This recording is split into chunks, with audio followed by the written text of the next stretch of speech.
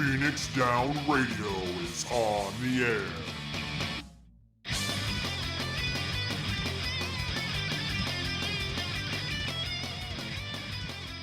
Welcome everybody to Phoenix Down Radio, episode number 127. I am your host, Klauss Nightbringer, and joining me, we have a full crowd today. We've got Taliz Marvelous, and we have Seyrr for 2 weeks two shows in a row. Wow! Slightly less broken now.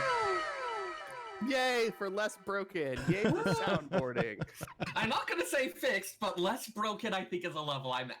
That's acceptable. That is, in this day and age, that is high praise. Yeah, like last weekend, like I've usually been rating how I'm doing on a scale of like 1 to 10. Last weekend, I got up to a 10 for a bit. For the most part, I haven't gone above an 8 since this all started. No, I understand that. A lot of people are just really struggling to get by. I got a good piece of news this week. So on Monday, I donated blood. I've been trying to do that as much as possible when I'm eligible to do so. Thank you for that. Excellent. That is awesome. And, being O negative, it's very sought after blood. Hells yes.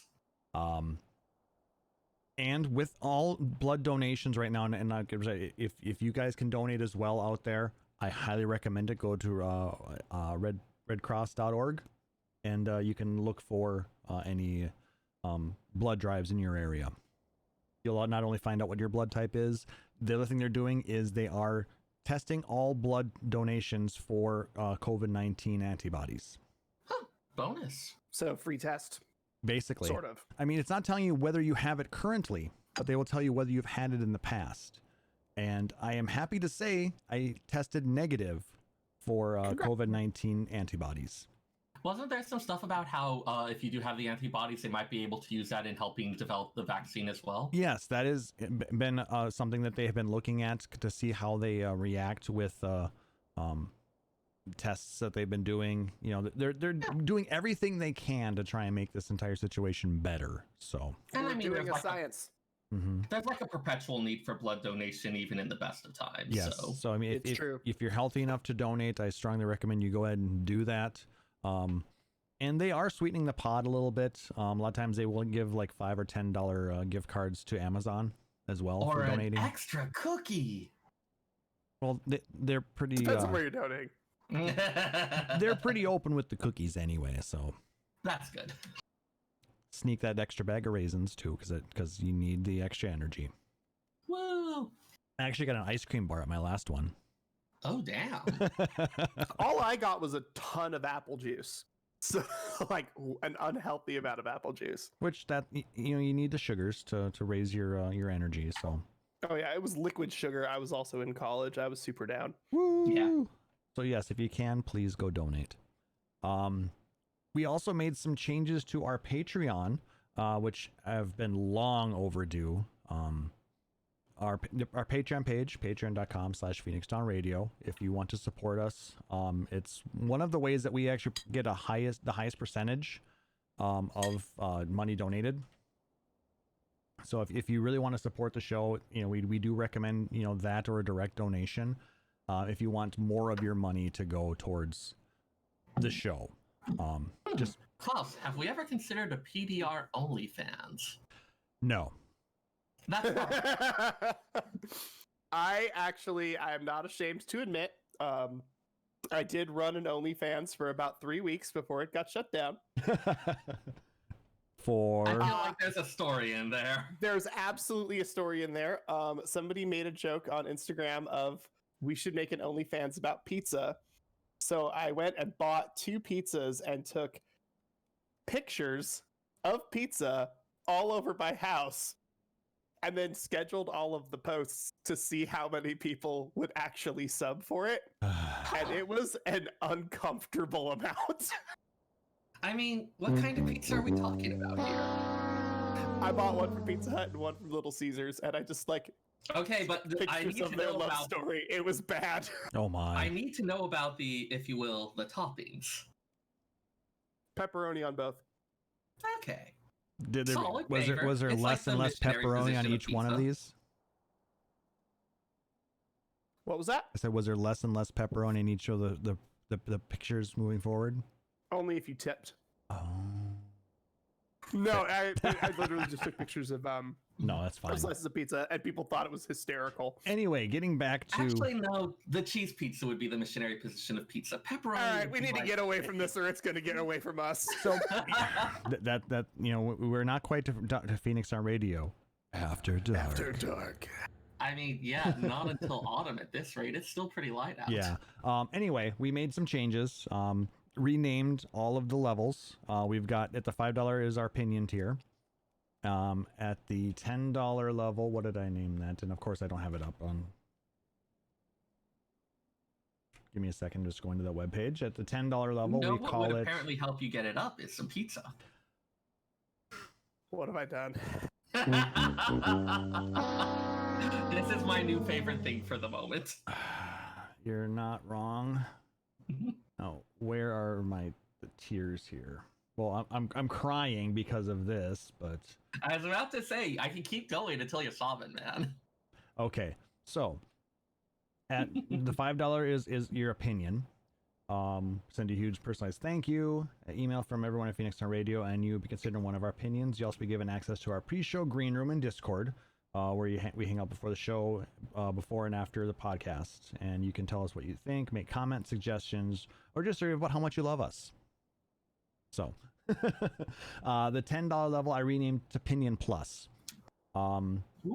because that gives you moderator access to our green room channel. Also gets a personalized thank you, and you're one of our opinions. But the $20 level is where we have our change right now. At this level, you are a rainbow opinion. Ooh. And we give donors at this tier a shout out at the end of every episode, thanking them for their generous support, like our lovely friend Rory Fenrir. You're the best, Rory. You'll get another shout out later. We've also added in a one-of-a-kind Discord title. So like right now, Rory is our benevolent overlord. So if you were to donate at the $20 level, we can give you a custom title as well in our Discord channel. Plus you get the shout outs, plus you get everything else. So I've been trying to think of ways to improve that and get more traction with it without seeming like I'm begging all the time. So I don't post. We love interacting with everybody. So if you want to interact with us and tell us, good, bad, and ugly, and thank you and that kind of stuff, this is the way to do that so that we can make the show even better. Absolutely. It's kind of like our version of the executive producer perk that a lot of podcasts have. But this way you can kind of come up with your own title. I mean, we have to approve it, of course. I mean, it can't be something totally overboard, but it is us. So remember that it is us. It is us. Whatever you come up with is likely going to be okay. Slightly dangerous for work at best. Yeah. So yeah, that's what the changes made to our Patreon. So if, like I said, if you have been thinking about it, now would be a great time to do it with the additional perks added to the Rainbow Pinion tier. And if you have other ideas of things that we can add into that, let us know, because we are always open for options. And because communicating with us might be difficult for some people, just remember, we can go all old school and have email at podcast@phoenixdownradio.com. That too. Another thing that wanted to talk with you guys really about is if you have PlayStation Plus, let us know, because there is a new game that is free right now for PlayStation Plus members. It's called Fall Guys. Now, how many of you guys remember Wipeout or Takashi's Castle or the games like that? Those game shows. I definitely got a Takeshi's Castle the first time I saw it on Grand Pooh Bear's screen. Now, imagine that game with little... What do we want to call them? Kind of little... They're basically Sackboy from Little Big Planet, but not actual Sackboy. Yeah, they're more like little physics experiment, wibbly wobbly kind of. It's a funky physics game where you and 60 others, or 59 others technically, are running through these little puzzles, trying to get to the end of the goal. And this looks like a horrific obstacle course that will cause many lawsuits. I'm looking forward to this even more now. It's so good. it's But if you have PlayStation Plus or you're on PlayStation Plus and have Fall Guys, let us know because we would absolutely love to play with you guys because it is so much fun. We would love to get a PDR night in Fall Guys. I played it a little bit on stream last week, and I had a great time. And it's like, you know, it's a fun game, but I don't know if I could play it for very long by myself. But I literally had to exit out to join us, like here in the podcast. Like I was playing it this afternoon. Just had a brilliant idea. Hear me out. Don't say no, Klauss. Hear me out. Hear me out. no. Wow. Aww. But yes, go ahead. Secret trader mechanic. No. Yeah, that's probably for the best. Anyway, we want to do a PDR Fall Guys night and play with you guys because it'll make it a lot more fun. We can all get into Discord if possible, and we can chat while we're goofing around. We can maybe wreak havoc on some of the other players, you know. I definitely won't secretly betray any of you. Because we'll kick him if he does. We could definitely yeet Seyrr off the first platform. Yep. Yeah, that's reasonable. So yeah, that's think about that. Let us know if it's something you'd be interested in, and we'll move forward from that. Aside from those things, what else have you guys been up to since the last episode? So I've had a lot going on just for library stuff. Actually taught a photography course to middle schoolers who it turns out are really good at taking pictures. Also managed to get going a little bit more in FF14, started working on leveling some stuff because some friends of mine, I think I've mentioned those friends who I, back in the world before, I would go over to their house once a week and we'd make dinner and hang out and do all that. Mm-hmm. They decided that the free trial changes were enough that they wanted to go ahead and try giving FF14 a go. So they've been on. Yeah, and then Tuesday they're going to be able to play a lot of the game, you know, until they're forced to purchase a subscription and the game. Yeah.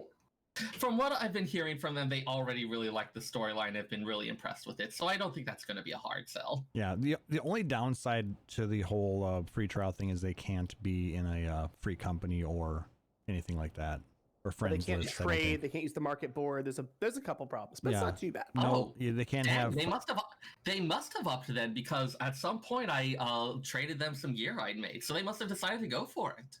Trade might be okay, but I don't think you can use the market board. You can't use retainers, stuff like that.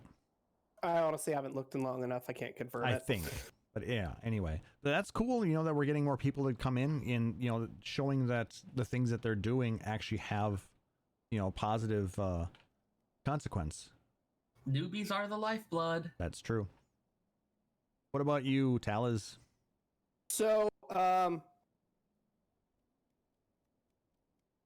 since the last show, I have doubled the amount of cars that I have owned this year. Oh my gosh. Now, in fairness, that does mean I've only acquired and sold 2. Why is it every one time someone says, in fairness, it doesn't actually make it better? So anyway, I bought a BMW 330 coupe, and the damage on the rear looked like it was bumper damage, but it was actually crush the entire battery compartment and destroy the trunk damage. So I sold the wheels for as much as I bought the whole car for, and I gave the rest of the car away for free. Then I bought a BMW 328i. Then the engine caught fire. It was only a little fire, and I was only going 65, so it's fine. But the engine caught fire while I was driving it, so I ended up selling that. Yeah. Hey, so Taliz, stuff happened. How about you not own a car? How about I just die? Like, no, don't do that. Person. Don't do that. Just don't own a car. You know, drive around the company vehicle because it seems like you're okay with those. Just don't own one. I actually did seriously ask if I could take the box truck home, and they looked at me like I was insane. So obviously the answer is no. However, a friend of mine bought a motorcycle, and question mark. So I currently have his car. So how about, or like just borrow?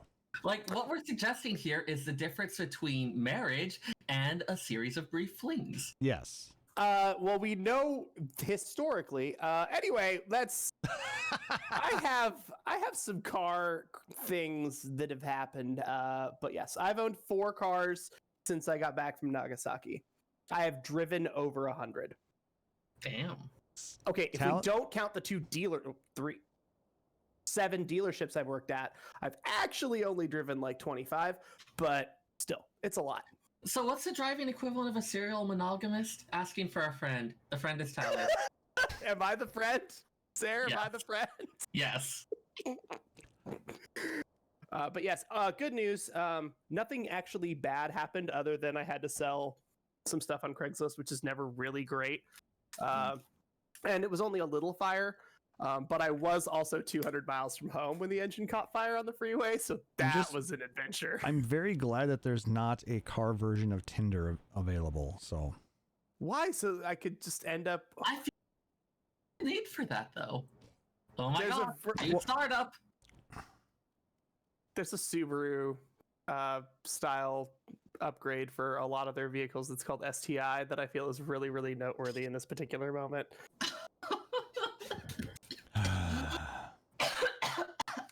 I'll just be a moment. Now that I've broken Seyrr. That's Seyrr right now. He's just kind of broken laughing. Woo! All right. So yeah, I mean, if you guys want to share what you guys have been up to, you can always hit us up on Twitter at PHXDN Radio. You can email us podcast@phoenixradio.com, or you can always join us in our Discord. You know, it's a great place to hang out and have fun. So let's get into some game and community news, you know, because we need to kind of move forward because we need to keep Taliz from talking about all of his car affairs. His conquests. Yes. Careless Whisper intensifies. Where are you? Final. So we've got some. Oh my god, you found that. Okay, before we get. Well done. Never speak of it again. Did you forget that I had that? I totally forgot. I'm gonna need a minute. Don't sleep on. Why don't we go ahead and move on with the news while we're doing that? All right, so let's start with because it's about Taliz's favorite game. We want to make sure he's here. Final Fantasy VII news. Next. So Square Enix announced that shipments and digital sales for Final Fantasy VII Remake have surpassed 5 million copies worldwide. Damn. It's actually one of their most successful single-player RPGs to date. Power of nostalgia, bitches. Plus, like, whatever Taliz says, I enjoy it. It's a fun game. Exactly. I loved the game. Taliz is wrong in this case, so I love you, Taliz. Like Jesse was cool. Jesse made the game. Yeah. Anyway, unfortunately, she's not. Never mind. I'm not. Spoiler alert. Yeah, I'm not. I mean, like, excellent blend of nostalgia and hilarious new meme potential for a new generation. But to celebrate, the game is currently 34% off until August 19th at select retailers and on the PlayStation Store. So if you have friends that have been hemming and hawing about it, tell them about this. Maybe, maybe that'll be enough to get them into the game. It is really good. I think the playstyle works well. Yeah, I have zero bad to say about it, except for the fact that it was too short. It's a well-made game. Like, it's a good game. It's just not a game that I personally enjoyed, but like fundamentally, no, it's fucking incredible and so much fun. It's just not a game that I want to play a second time. Fair enough. Well, hopefully, each to their own. Yeah, I mean, hopefully you at least give it the part 2 a chance.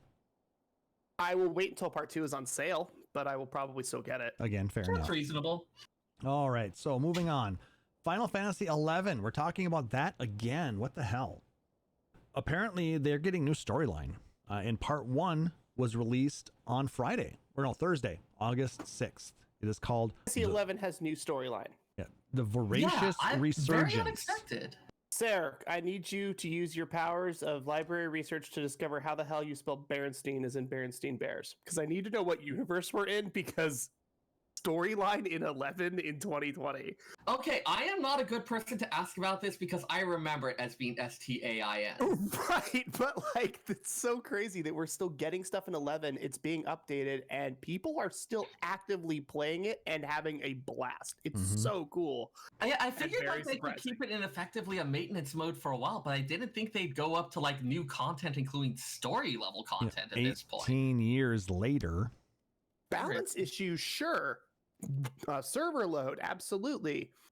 New story, new NMs. Well, granted, zoning? like Nick Nar said in the chat, there are 3 new missions right now, but this is only part 1 of this story. It's supposed to be spanning multiple version updates. So yeah, it might be something where they're dribbling out a bit at a time. It might not be the release schedule we would see for a game that's got full staff dedicated to it, but still the fact that they're producing anything is pretty impressive. We're not going to see the same updates that we'd see in 14 or even like Dragon Quest 10. But yeah, we're definitely going to keep seeing stuff because I still get the newsletter and it just surprises me every time with stuff that's coming out. And they do have a website dedicated to the new Resurgence quest line, and apparently Nicknar says the music is really good too. So if you're still subbed to Final Fantasy 11, go check it out. If you're not, but you remember your account credentials, I believe there is still a logon campaign good through the 17th. Okay, weird thing of the day. I still remember my Play Online ID. Same. I got it memorized. Yeah. It's like, why did I've had like 5. I don't remember any of them. I know the Play Online music. Because boy, that 128K DSL download for I know 3 days. Hey, or whatever. try doing it on dial-up. I did the beta on dial-up, man. Oh yeah, I played it on PS2. That shit was horrible. PS2 beta. How did we do this 20 years ago? Oh, and yet here we are sitting in our house in Shirkai. So they must have fixed the downloading issues because Nicknar saying a fresh install is only an hour now. I remember last time I tried to install it like last year, it took me 18 hours on gigabit. It might also be that the servers just get hammered less at this point, or internet stuff is faster in general. They redid the install files according to Nicknar. So yeah, if you don't have it installed, give it a shot. You can play it for about a week for free, and then I believe subs are only like $11 or something like that. Yeah, they're cheap. Oh god, my mog garden has probably been cited by the homeowners association at this point. I haven't mowed the lawn in ages. Yeah, we got You have to grab the new install file from the website. Yeah. All right. Final Fantasy 15 news. The Final Fantasy 15 book, The Dawn of the Future, is now available. If you guys remember, there were supposed to be 4 new DLCs, chapters added to the game. Luna, Freya, Aranea, Noctis, and then Arden. The other half. Well, Arden, yes, but like the other half of the Arden story or something like that. Well, we got Arden and part of Arden, and that's it. We got part of Arden, but also like Arden's story. Did you play the Ignis chapter as well? I've only actually played Prompto. I have to play Gladio, Ignis, and Arden yet. Play Ignis. Ignis has a pretty big chunk of the Arden story as well. I've heard that they're all really good. I just haven't had the opportunity to play them yet. I will. Don't worry. But instead of getting the games or the story in the game form as part of DLC, they've written it out in this book. So it's got the storylines from the canceled DLC for Luna, Freya, Noctis, and Aranea, as well as additional story about Arden.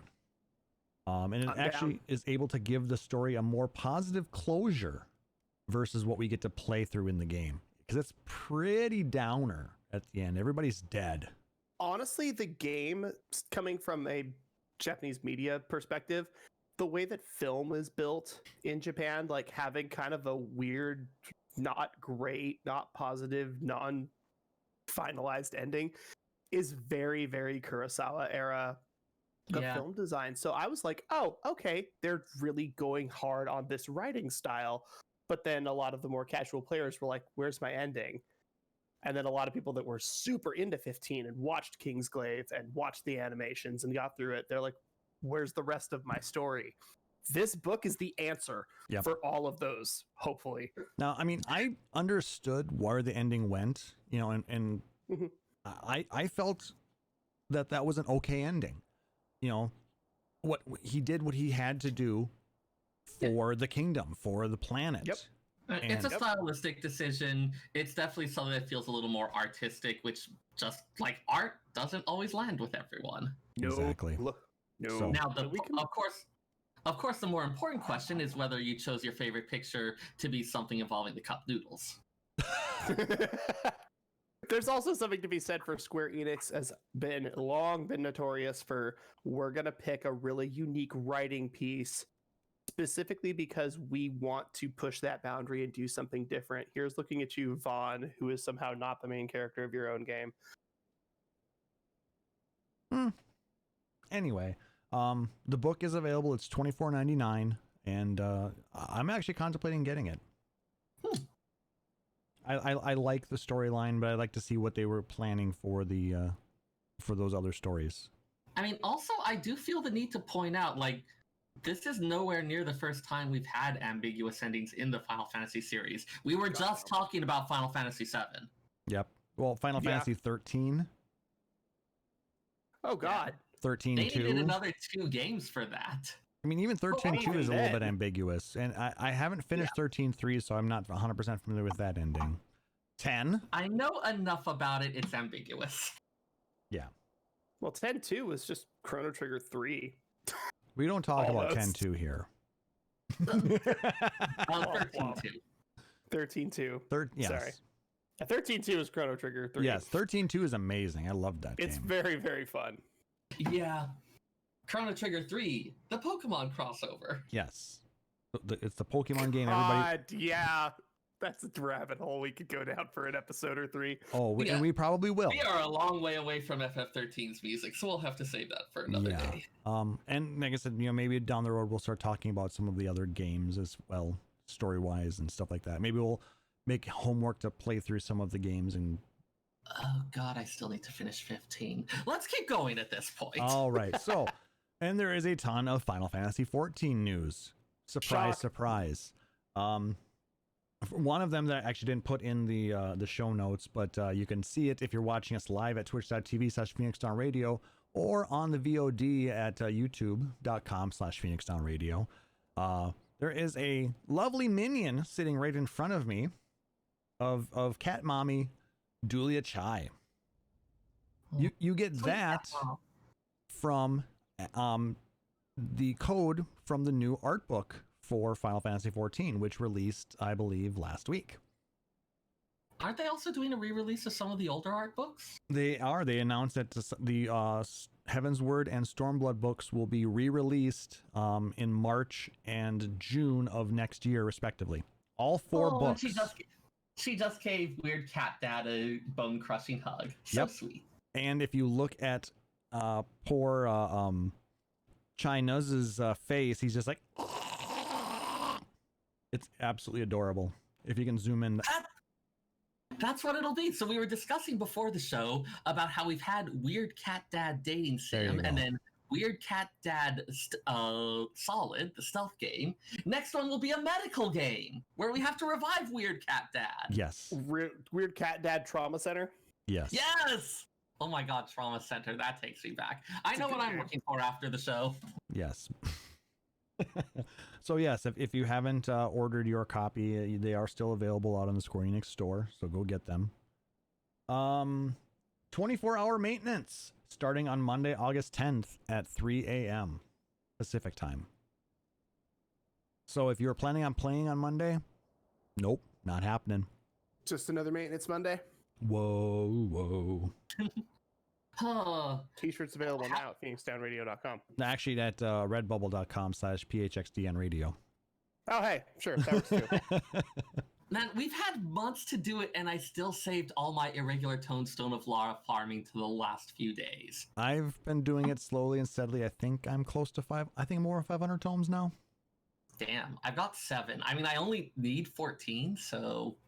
I have no idea what I'm going to do with them. But like I said, I ran so many MSQ roulettes leveling up characters that they just naturally flowed in. 2 different types of people, folks. Well, like I said, I didn't farm for them. I got them as a part of my leveling. No, more in the sense of, like, you actually did a bit at a time. I waited until the last minute. You normally do, though, on things like that, don't you? I can't work without deadline pressure. It's kind of a problem. Yeah, so I don't know how you're going to handle when we actually get the Yokai Watch back again, because that's a long drawn like, out thing. Last time I did get the expert, like the second mount on 2 characters, but I was also having depressive episodes then. I'm a little better now. I'm not sure how this is going to work. Anyways, yeah, we've got those patch preliminary notes up as well, so yes, people have already been eagerly taking them apart. I haven't really gone through them yet because, well, a lot of the stuff we already know. But there's just been a lot of other things that I've had to read, but I've posted the link in the show notes and in the Twitch chat for those who are interested. There's lots that's in there. The surprise that I want to highlight, in the Aurum Vale, they are making coin counters attacks have more standard indicators now. Gotta nerf it for the nubs, huh? I mean, coin counter was the thing that was like, it's not always going to be flashing stuff on the floor. Sometimes you need to look at their movements. He didn't, there wasn't any type of indicator on the floor for any of his moves. Yeah, you had to look to other sides. And that was one of the things that I liked about it. You know, back in my day. Kidding. It's the needed. burn got nerfed too. Remember, we had the 4 heads, now we have 3. Like, it's a thing that happens in games after a period of time. Yeah, it does. It's needed. You want to make it accessible for new players so they don't have to struggle and so they can catch up and have fun. I get it, but this is the one that makes me want to shake a cane and demand my liniment. Dang. That is a sentence that just happened. Holy crap. Yes. It painted a word picture, did it not? It did. He didn't get to tie With an onion to his belt. Clouds, happy little trees, and He's tying an onion to his belt because that's the style at the time. was it one of them big yellow onions? No, it was a cheap white onion because that's all we could afford. Oh. I don't remember. I don't remember any more of that, but you gotta love Grandpa That's the point Simpson. across, I think. They've been throwing in stuff on the patch 5.3 site as well. All of those little tidbits we've learned from the live letter about new content, new custom deliveries, all of that fun stuff. So take a look if you haven't already. Everything that we've learned is out there. So there's a lot of screenshots available. The patch is there, or not the patch trailer is there. If you want to watch that again and again and again. As usual, I'm sure there's lots of hidden deceptive little things worked in there. It's going to be great. They also announced some more information regarding changes to the ARR main scenario quest requirements, moving through. I think most of this is post 2.0. These particular ones. So there's 2 bits of it. One of them is that you just need to have the Crystal Tower stuff completed before you can start the Ul'dah banquet and the move towards Heavensward. And then the other is that there's 2 MSQ sections that involve riding on a mount, the attack on Castra Meridianum, and the exploration of Azislaw that has you on Midgard Swarmers back at the end. And depending on what quests you already have done, but to start those ones, you'll need to actually have mount riding unlocked. Yep, because I'm sure there were a few people who didn't have that. They didn't do the My Little Chocobo quest, which is very simple. Yeah. And then you end up with a situation where your character can do something in a cutscene that it can't do outside of a cutscene. Yeah, like especially since you end that one quest in Azislaw on Midgard Swarmer's back. Like the way the quests are laid out, you do get all the ether currents as you're moving through the main scenario, and then the scene ends with you in midair on Midgard Swarmer. And if you can't ride mounts, that doesn't work very well. Takes this entire dramatic moment and just kind of messes it up a little bit. And then the final bit of news that we got was the fact that they confirmed changes to the Final Fantasy XIV Starter Edition. They had announced that the free trial is getting upgraded to include everything through Heavensward. This change will also be affect the owners of the Starter Edition of Final Fantasy XIV. They will now get everything up through Heavensward as well. No needing to have to purchase. So if you bought it a year ago, you still get it. That's pretty cool. Mm-hmm. It is. Also, for people that are still questioning the game, like, look, if you are coming from a game where you have to have a different character to play a different job, yeah, who cares if you can get to 65?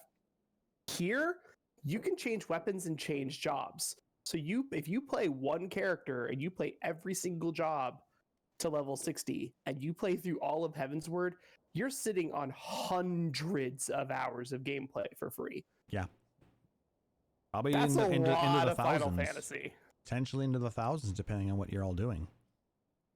Yeah, depending on if you level literally everything, play all of the story, do a third of the side quests, and level up some of your crafting, you're easily going to hit 1,000 hours. Because Seyrr, I can't be the only one who's like plus 600 days of playtime. Let's see. / playtime. 850 days. So yeah, that's My thousands. other character was 2.5 years old before I killed it and moved over to this one. So like I've got, I think mine's less than that, but yeah, mine's only 118, but the other one was like 400 something. So, but still, if you think about it, those are 24-hour days. Yeah. Yeah.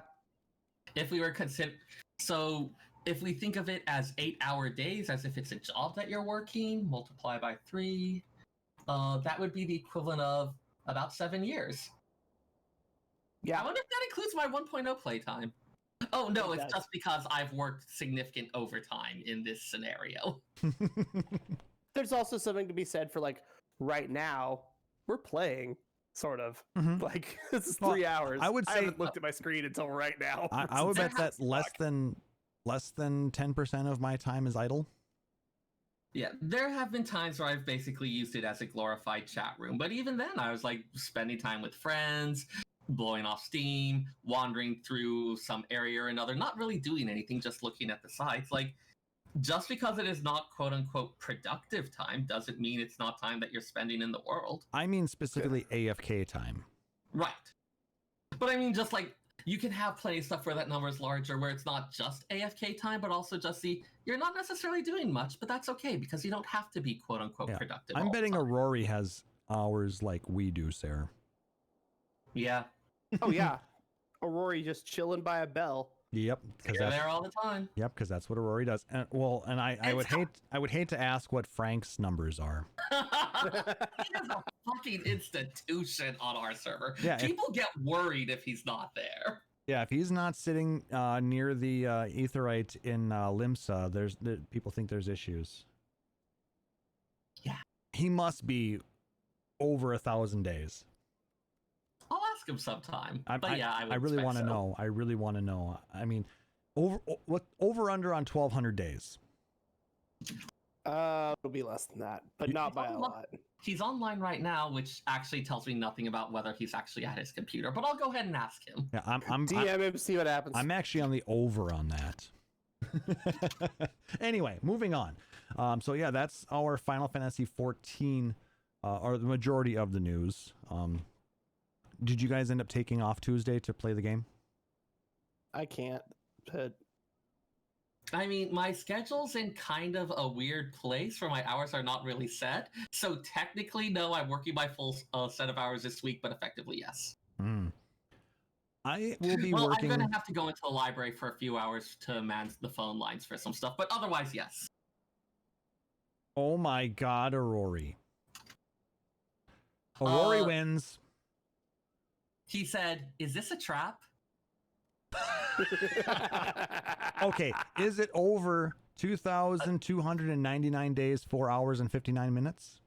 2,193 days. Aurori wins. Yep, by 106 days. Wow. Aurori wins by basically the amount of time that I have played as this character.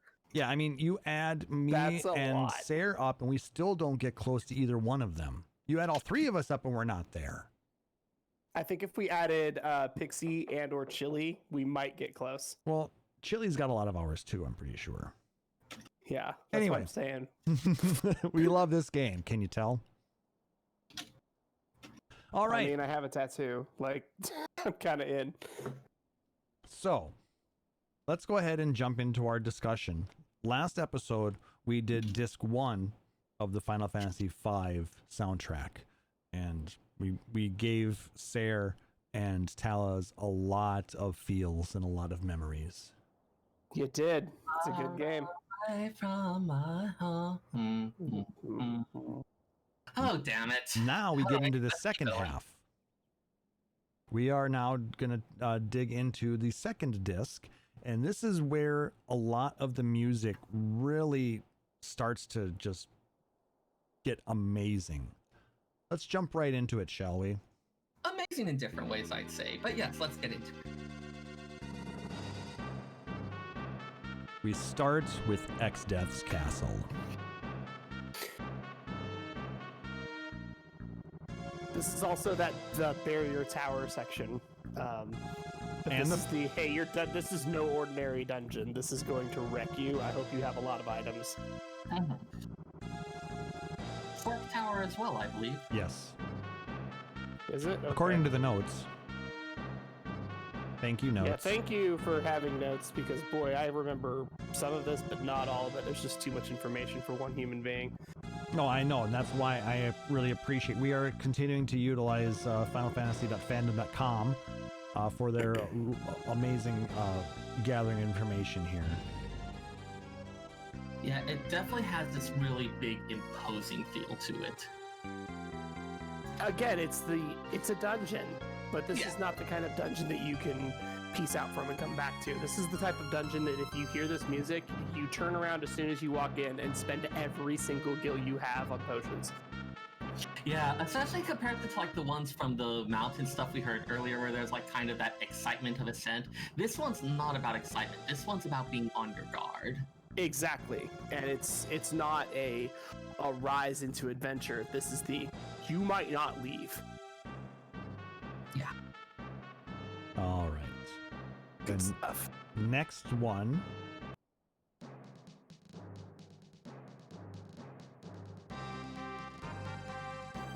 Very different feeling. The Dawn Warriors. But yes, this is called the Dawn Warriors. Mobius Final Fantasy had a really awesome up-tempo remix of this that they used in their Coliseum. Like both the slower version and the faster version have a bit more of this fighting spirit feel to them. What's interesting to me is that according to the notes, this plays when the party visits Castle X-Death before transformation.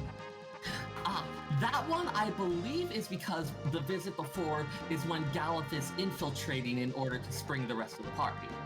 Yes. But- And so you're basically playing as like you are the leader of, but you are the Dawn Warriors, and you kind of get your own theme song for being a rescuer in this particular moment. But hilariously, my Galuf was on Thief the first time I did it, so it became more of an infiltration mission. Oh, that's so good. But the music still made it a good dramatic infiltration mission. Oh god, yeah. But it seems like if I listen to the two side by side, that you can really hear the influence that one has on the other. This is just kind of the major version, where the other one's kind of more of the spoopy minor version. Gotta love those leitmotifs. It's beautiful the way that they tie these songs together. I Now, love the Dawn Warriors story that is part of the game, where you get to be like, wait, there's another group of 4 highly skilled individuals that came together to be more than the sum of their parts. And you kind of look around. Go and you Power go, Rangers! "Huh, interesting." And then you have to continue moving on and go, there are other people that are just as powerful as us, that are from the other world, that can do all this stuff. We are literally a homeless guy with a chocobo, a pirate captain, a princess, and a dude we found. Like, how powerful are we really? Who turns out to be one of those 4, but still. Oh, yes, then we get He is definitely no longer in his prime. No. The cards for Dawn Warriors in the TCG are all different elements, and they all play off each other. If you have X, Y gets powerful. If you have Y, Z gets powerful. If you have X, Y, and Z, this dude is just an unbreakable beast of a card. Oh man, I kind of want to look those up. They're pretty great. After the show. All right, I think this is the song that... Sorry, go I'll ahead. mention that quickly. This is also the music used in the Phoenix Tower, which kind of fits in with the whole like. I kind of like it as the idea of like the Dawn Warriors, kind of these heroes as like of the past, these like ones who've gotten older, who've kind of settled in, kind of becoming reborn as this new force for a new era. Fair. That might be me reading too much into it, but I still like it. Do it anyway. It's worth it. I think this next song is why most people tuned in.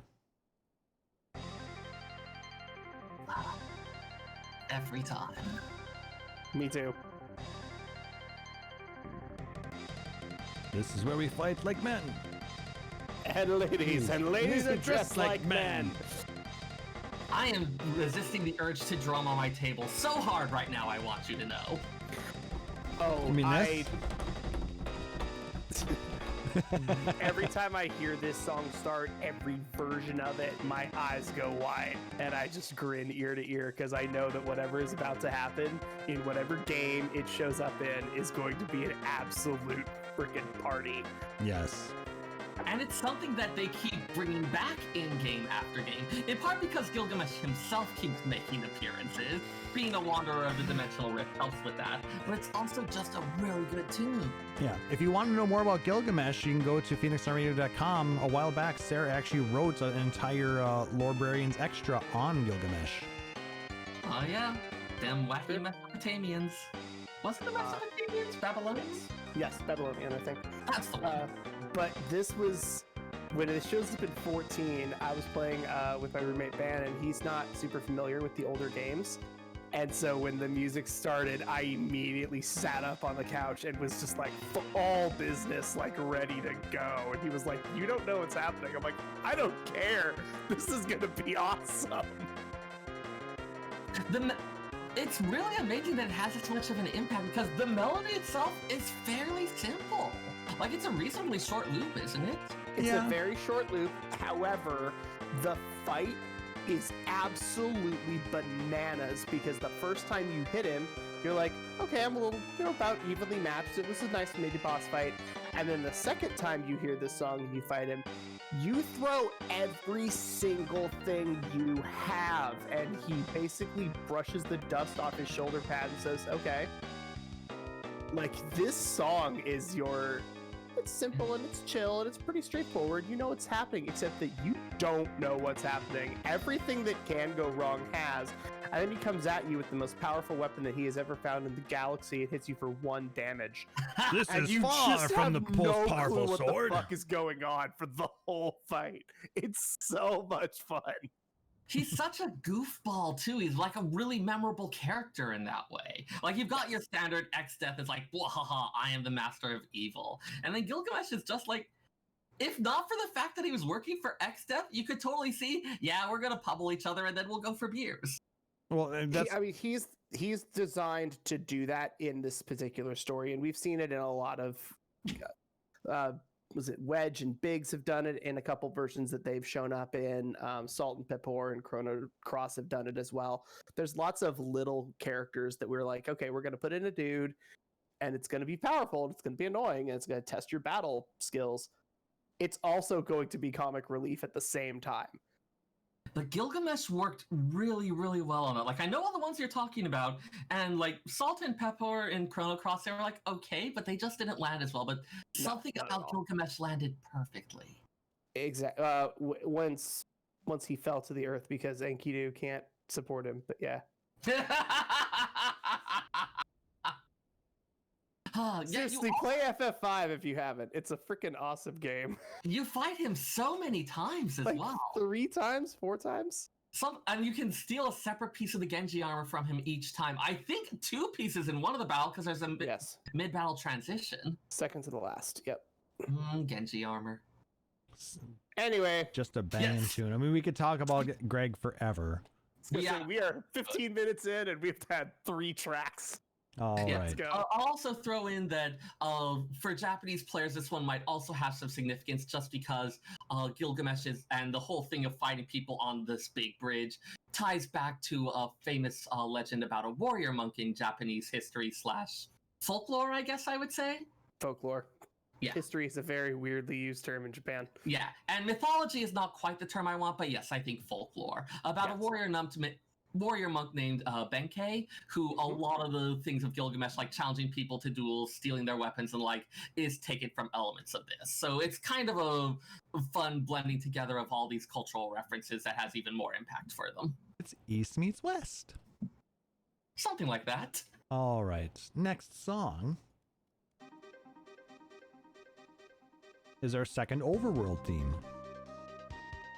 All right, this was because this was a game where partway through Shock of Shocks, we've gone through most of the world.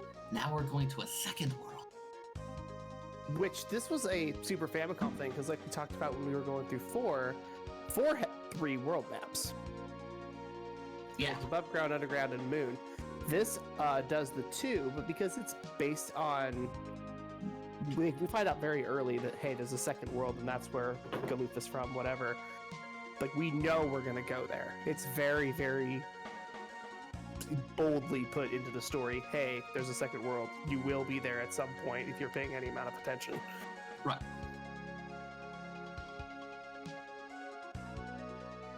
It's a nice tune, And though. That little bit right there is always super good. it definitely has a little bit more of like a pensive feel to it compared to the overworld theme of the first tune, which overworld tune of the first world, which has a bit more of like a feeling of like exploration of the like, hey, we're gonna have an adventure. This one's like, maybe we're getting a little deeper into weird unknown stuff here. Yeah, like, again, you have to look at Ferris, who's like, I abandoned my crew for an adventure a And they, couple as of far weeks as they know, ago. they're Well, not this gonna is- be able to, as far as they know, they're not going to be able to come back either. Yeah. This has been a hell of an adventure. And speaking of weird and unknown stuff, Hey, I've heard this one referred to as Critter Tripper Fritter or something like that. I forget where the name comes from. Was this actually the first appearance of the Moogle theme in the Final Fantasy series? I thought they had it in 4. They didn't have. they had something in 4. This is one of those, like, is this the first iteration? Well, which version of the iteration of the... Is it actually, because they called it A, and then there was a translate... Sure. You know what? It's old enough Apparently, at this yes. This is the first Moogle Yeah. theme. Just looked it up, composed by Nobuo Uematsu in 1992 for its first appearance in Final Fantasy V. Also known as Critter Tripper Fritter. That's the one! It is such a weird conglomeration of Thank you, FinalFantasy.fandom.com. Hashtag not a sponsor.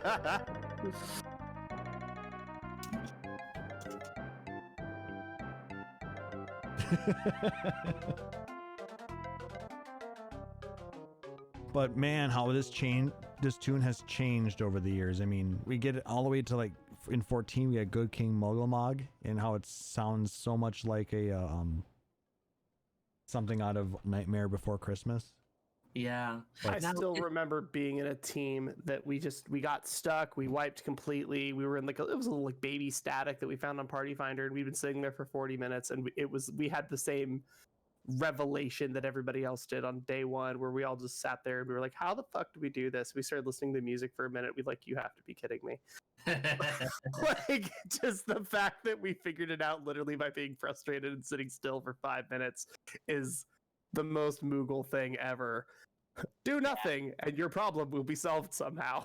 It's funny that you mentioned that, because this music wasn't just used for the Moogles. It was also used for stuff like the fight against Go-Go, the Mimic, as well as the Magic Pot fights. Pretty much anything where it's like, there's something weird and wacky going on Yep. here. So yeah, it wasn't initially just for Moogles, but it's kind of Now has it is, for been sure. their hallmark since.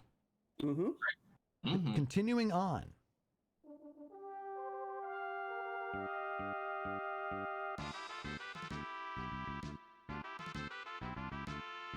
You can tell this is a castle theme because it's very regal, trumpety sounding. I was gonna say, they kind of hit that like, oh, it's got to be a castle. Grab the trumpet. But you also have like that kind of that steady rhythm in like the back of it. Like, it's a militaristic.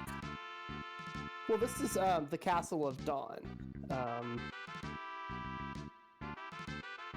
This is the. This shows up a couple times. Castle Ball and Castle Sergate both use it. Two of the Dawn Warriors being kings. That's why this sounds familiar. I actually have other stuff up, so I actually don't have the notes up. So I'm literally trying to dig in my brain for some of these words, and it's No not working worries. as well as I thought it would. How dare you not have show notes up? I do. They're just under another page. You need But more yeah, monitors. It's I got need that more screen castle that castle feel to it, the majesty of the Dawn Warriors. As I said, there's kind of that militaristic feel because, like, these are kings of the light, but they were warriors first. All right, next song, we kind of go into a totally different direction. We go beyond the deep blue sea. Yeah, you get a pretty wide variety of vehicles in this one. I think one of your airships can turn into a submarine, it was. Yes. This is the underwater theme. Which ends up looking like you're driving around in an airship, except it's underwater, but... Not for nothing. You played 14, right? Yeah. Like, come on. But you encounter magic Ninja Turtles there too? God, I wish. Maybe. ROM hacking community, get on it.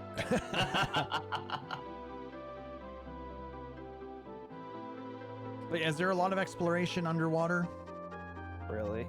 Not a lot. Yeah, there's like a couple specific places you go to, but there's not really a lot of free exploration. They just needed The something to exploration fill is in. I got lost, and so you see more of the map. It's Or if you it's just a get in, get out thing. want to Also, see I everything. think there's like an Easter Island head hidden somewhere in the map, just because that's the thing the programmers do. Fair enough. Programmers put weird stuff in games? Nah. It's fake. All right, so we go from the deep blue to the deep forest.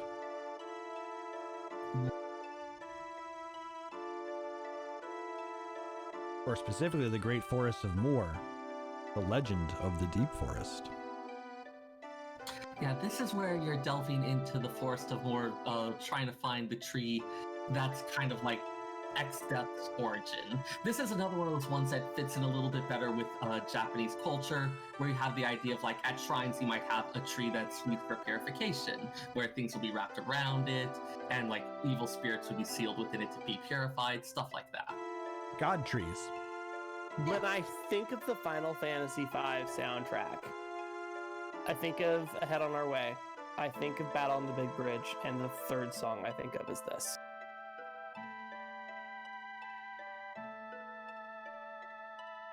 It makes me think a little bit of, not because of the music is the same, but just the feel that it gives. The Sanctuary of Zita in FF11, where this feel of like, here is this ancient primeval space that also has like this kind of air of like mystical and almost holiness to it. Yeah, but it's not quite of a banger like Zeta is. No, sure. But it kind of has a feel like this is not a space for people. It's a really pretty song, though. Mm-hmm. All right, so going ahead to moving on.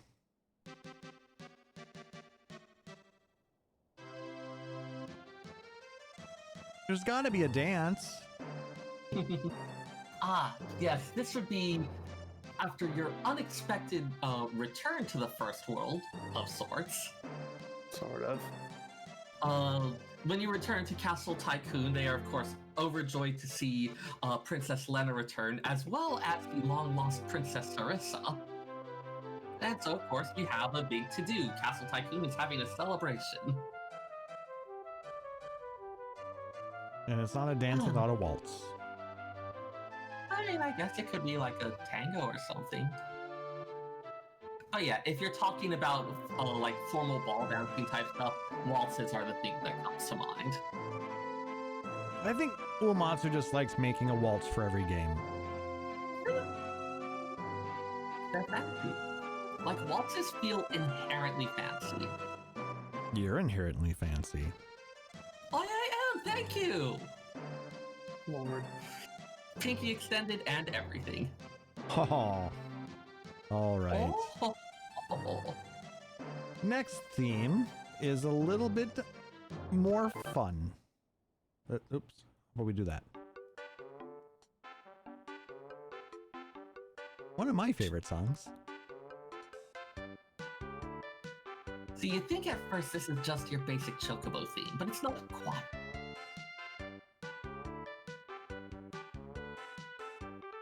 This is Boko's theme. Yeah, because there's Chocobos and then there's Boko. Boko There's is the best Boko-san. Choco. Boko, of course, being Barks' own personal chocobo.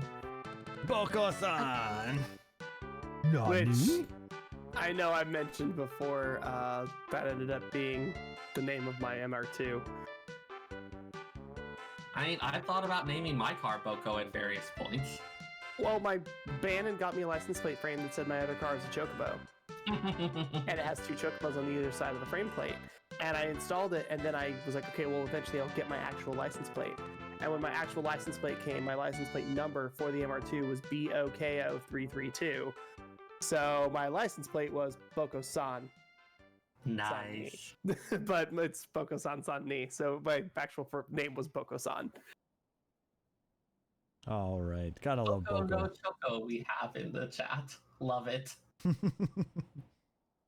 And that's a tune that you might end up hearing a lot of, because I do recall there's a side quest to ride around the entirety of the World 3 map on a chocobo. On a Not black chocobo. Or was it the yellow one? Because you actually have to find the path through the whole...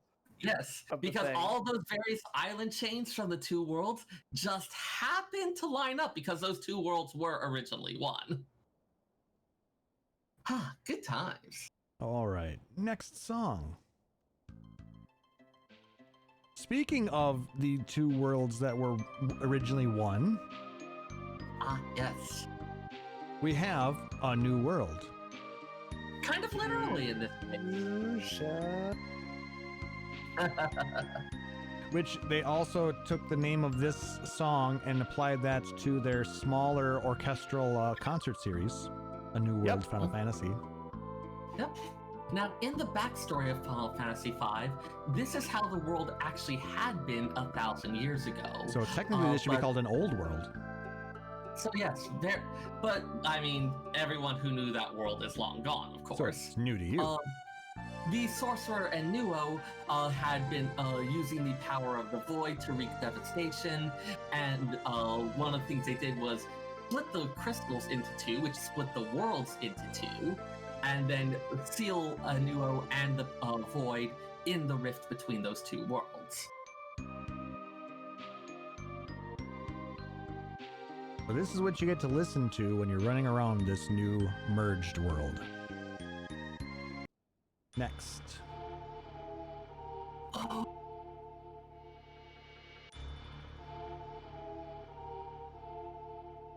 What's this one about, Seyrr? It sounds like ancient secrets. And what it actually is, it's called Sealed Book. You do hear it for the first time at the Library of the Ancients when the sealed tome is read. And whenever you visit a tablet chamber or the inner chamber of the sealed castle, the locations that the sealed tome is sealing, you get to hear that as well. So this is a song of long buried treasures, of stuff from that ancient world.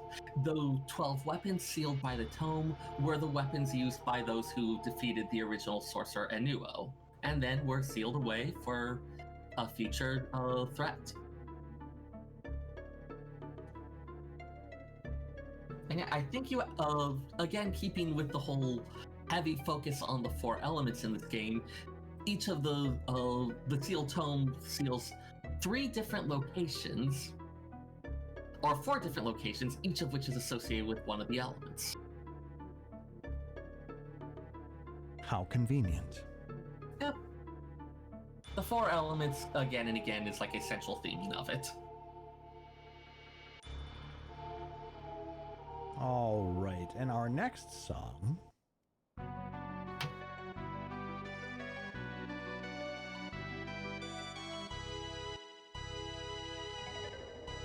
The Slumber of Ancient Earth.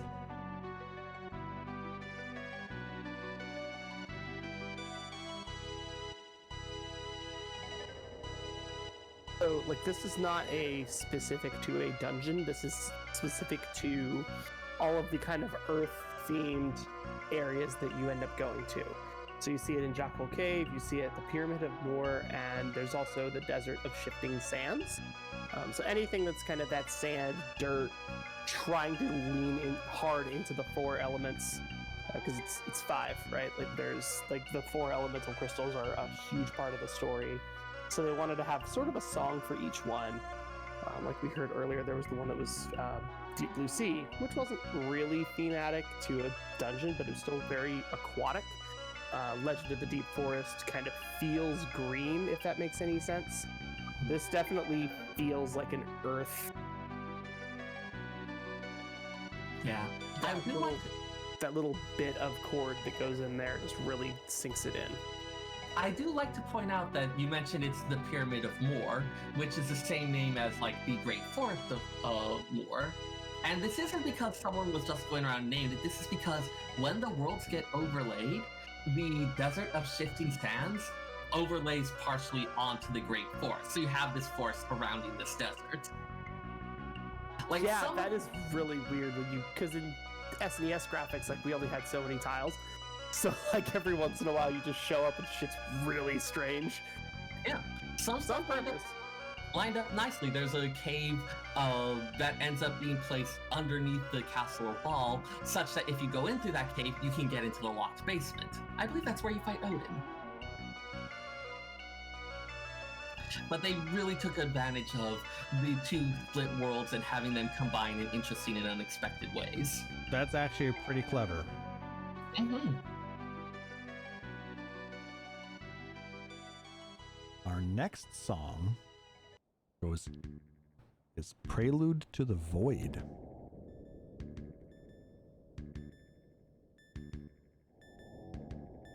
Ooh, FF14 players probably recognize this one. Oh yeah.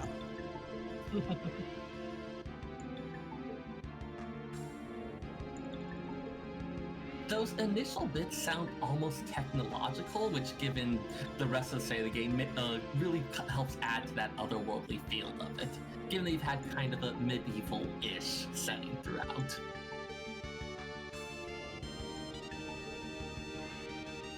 Yeah, this song plays when the party walks through the interdimensional void. All sorts of fragments of little worlds that you move through there, rapidly shifting from library shelves to a waterfall, cave systems. The entire place is a mishmash of little bits of landscape that have been caught up in the interdimensional rift.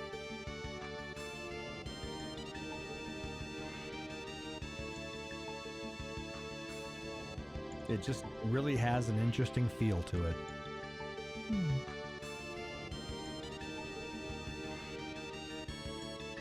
You know, you're moving towards the final confrontation, but this doesn't feel like that. This still feels like an exploration song. Well, we're getting closer though. As we make our way through the interdimensional rift, this plays on the last floor.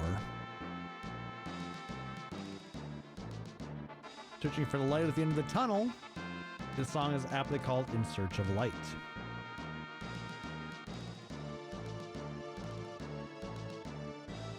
Yeah, this is the one where you've worked your way through most of the rift. You know that you're getting to the deepest parts. The big confrontation is coming. It's starting to seem, you're starting to see less of the stuff that makes you feel like you're on an adventure and more of the stuff that feels like you need to have all of your weapons ready at a moment's notice. Steel yourself, the conflict is upon you. Or something like that.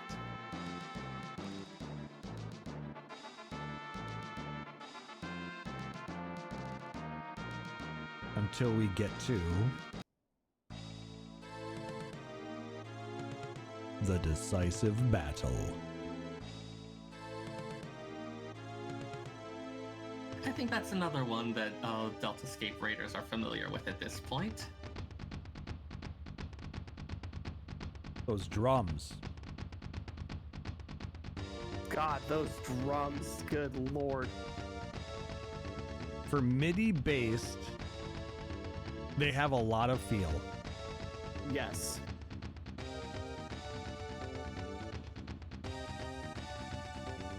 This plays during any battle against X-Death and the bosses in the sealed temple. the Seal Temple being bonus content from the remake, I think. Mm-hmm. Oh, and now we get to the bit that I really like. Oh, must be a shift change or phase change.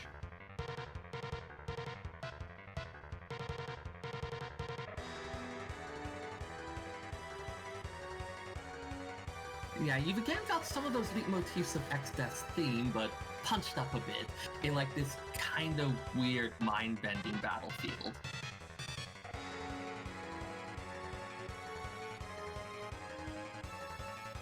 Yeah, this is one of the longer songs in the game. This one's 4.5 minutes.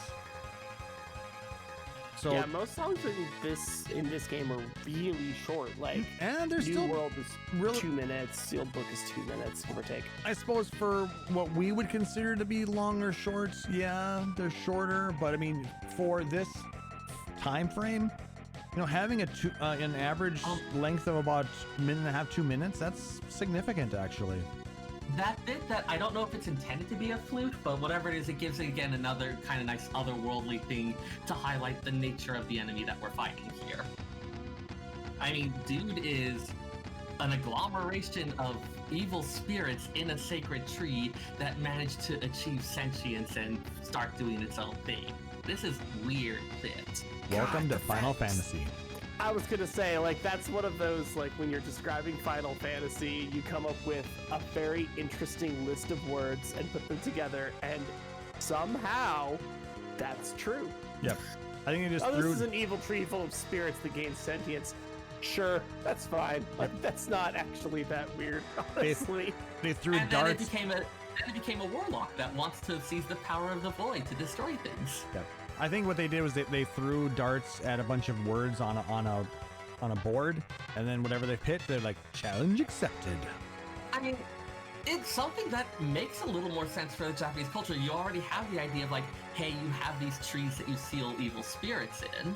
Yeah, So on you've that. got like this symbol of life, this symbol of like holiness, something that if you're talking about the combination of the 4 elements, you often have this whole idea of like life as being something that comes when the 4 elements come together, and then you start basing something off of that. You're absolutely right. Like I said, you know, for the Western audience, it's a very different thing. But for Oh yeah, weird as fuck. yeah, for the Japanese and Eastern audiences, it's like okay, they're delving in more into their culture. So I can appreciate it. I wonder if stuff like that is at least part of why it didn't get brought over. I know they also thought it would be too challenging with the job system for American audiences, but I do wonder if the cultural things also played a factor. Not No, sure. talking to the people that worked at Nintendo that were doing translation in the 90s, they said that they asked for everything that they had contracts with, and just Japanese companies just would not send them stuff and would not give them a reason why. So when they did get things from Japan, sometimes they'd get it and they'd go, cool, and they'd translate it and they'd work on it and it would hit the ground and be trash. And they'd put tons of effort and money into it, it didn't go anywhere. And then sometimes they'd get stuff and they'd go, we put all this effort and money into it and it exploded and we weren't really expecting that, now we have to deal with it. Final Fantasy IV exploded, did really, really well. When the first Pokemon games came over to Nintendo, they literally had a staff meeting and the result of the staff meeting was, oh God, we're just throwing money away now, aren't we? That's how bad it was when they were getting games in the 90s. They were just looking at them like, this isn't going to work. It just won't. And they just got so frustrated with some of the stuff they were getting. So 5, I mean, if 5 hit a meeting and somebody powerful enough said no, remember, it was like a 51% vote to have Pokemon made in the West. Makes sense. Like, it was real tough to get stuff in the 90s. And now Fortunately, you we have know. like 2 decades plus of cross-cultural exchange that makes this a little better now. We And- have planes and trains and cars. Now you know the rest of the story. Good day. Wait, no, not good day, because we've got a Wait, bit no, more there's here. more show. No, exactly. We have more show. I know. Anyway, Come so back. we have the decisive battle, but that's not the final battle. This is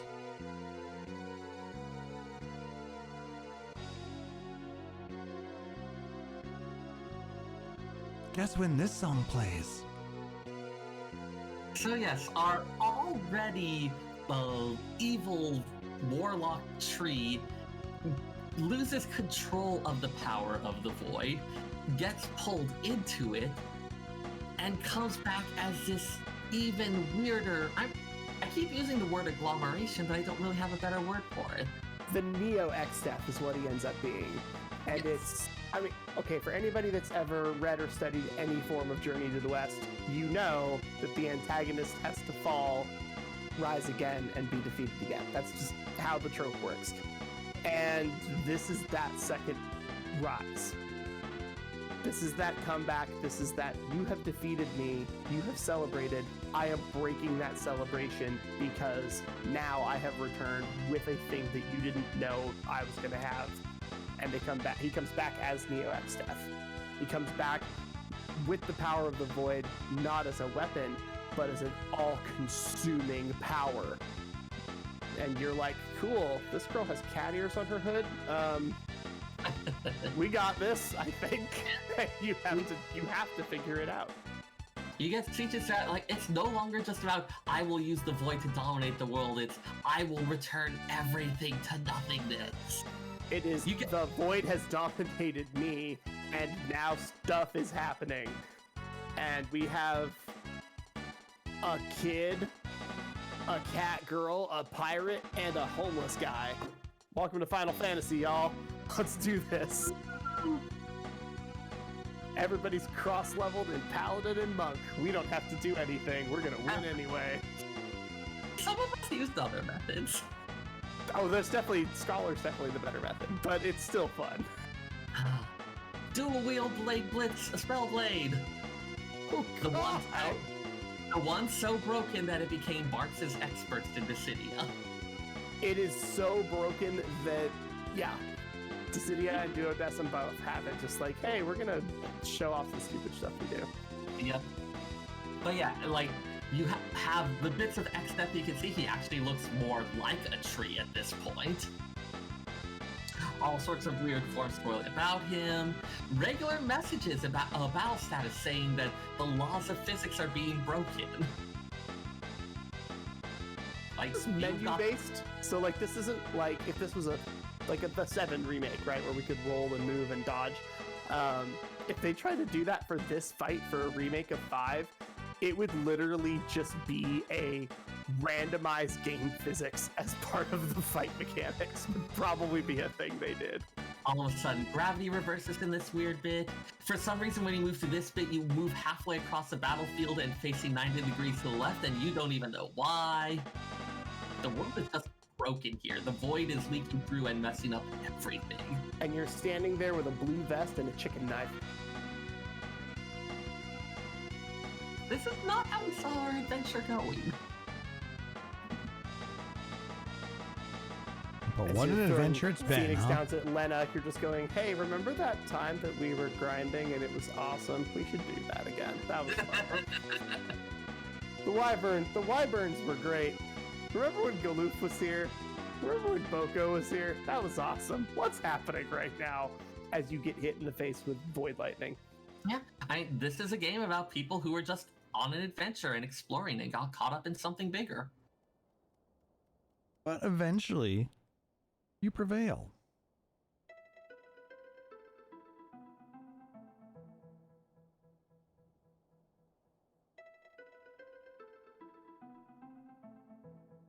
And you hear this.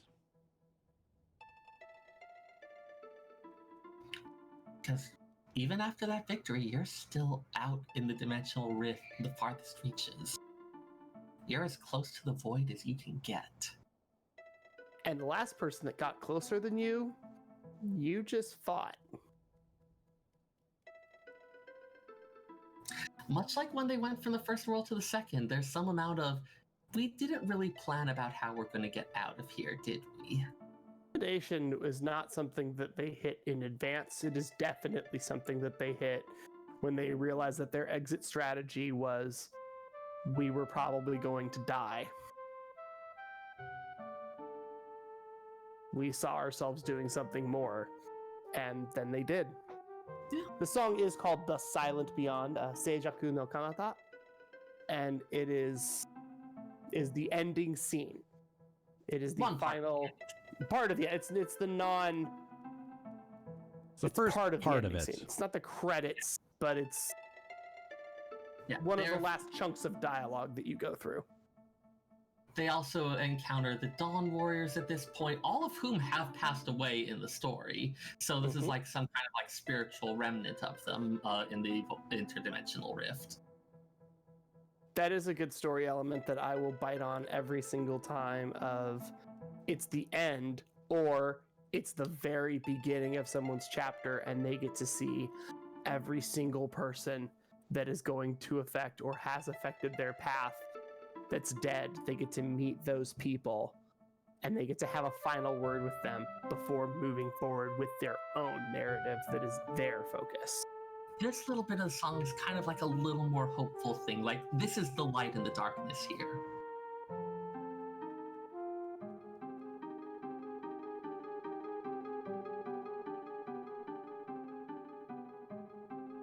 And so, God, that sounds so cool. Every time.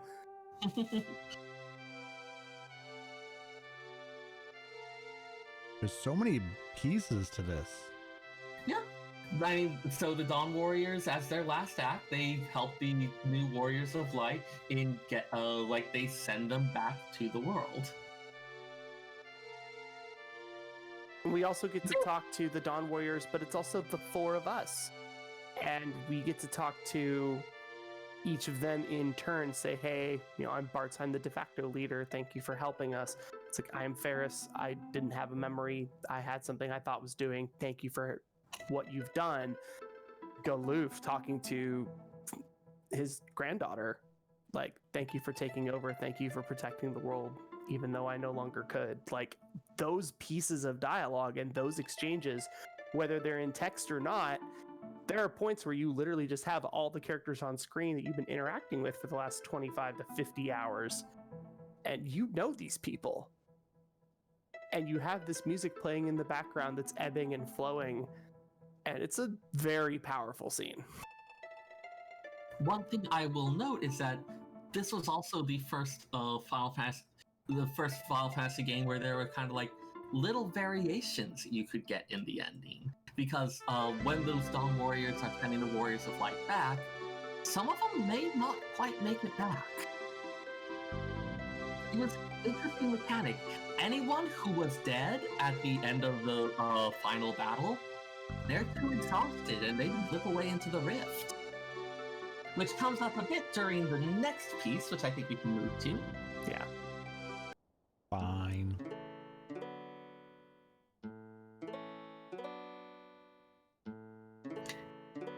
This is another one where the title has been used for a lot of things in later concerts and the like. This was they used this name for what now became Distant Worlds. Dear Friends. Yep. This is again, when I think of the FF5 soundtrack, this is the fourth song I think of.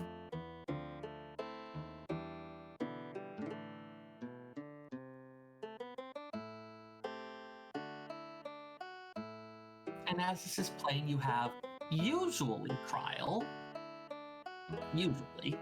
writing a letter, I forget to whom, talking about like everything that's happened since they came back. This is also, you can kind of hear Home Sweet Home a little bit in this song.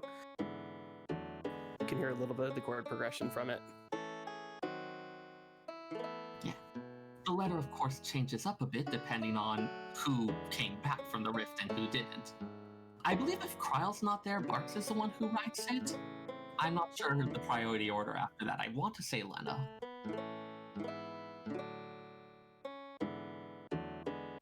I'll tell you this, I'm not going to save state and kill random people to find out for you. Wouldn't that be hilarious, though? Come on. I mean, I'm honest, I'm thinking about it. That's why I had to say it. It was more for my benefit to make sure that I don't actually do science! that. I just found a guide that talks about the variations of it based on who manages to escape and what happens and all that. Is it from finalfantasy.fandom.com? No, it's on GamePacks. Oh. That was more of a joke, but... So yes, as the four heroes talk about the victory, Hiryu, the Wind Drake, is summoned. It flies down to pick up the heroes, but anyone who was dead at the end of the battle doesn't have enough strength to ride Hiryu and slips into the void.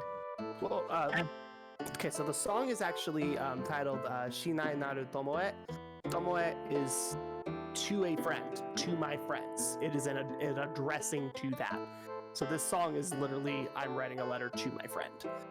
Not my dear friends, but dear friends, comma. Yeah, dear, comma, yeah. The letter actually appears to be written to Sid because the scene starts with Mid entering Sid's lab showing him the letter. If everyone lives, then Kryl writes it, but otherwise, if anyone was lost, priority is Bart, then Lena, then Ferris, then Kryl. Huh. And details a little bit about what happened, and of course the scene changes up depending on who did or didn't escape.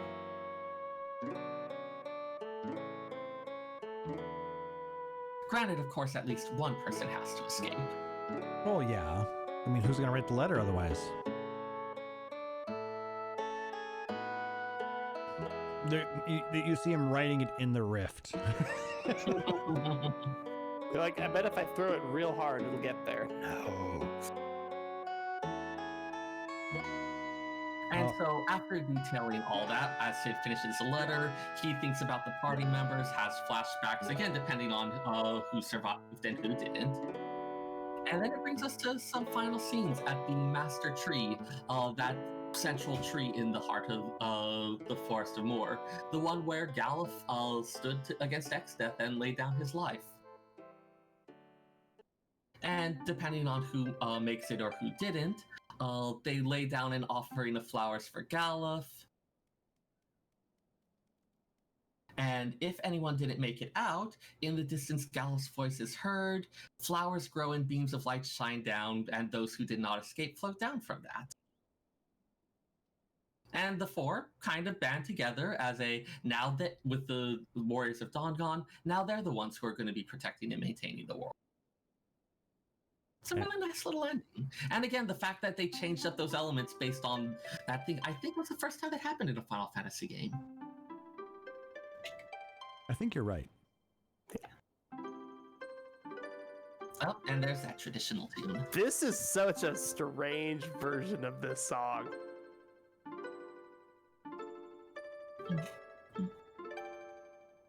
I like it though. Also, I don't know if Pyrocats is in the chat, but I might need to borrow your zither and learn to play this song on it, because that would be super fun. And now you got the deep brass.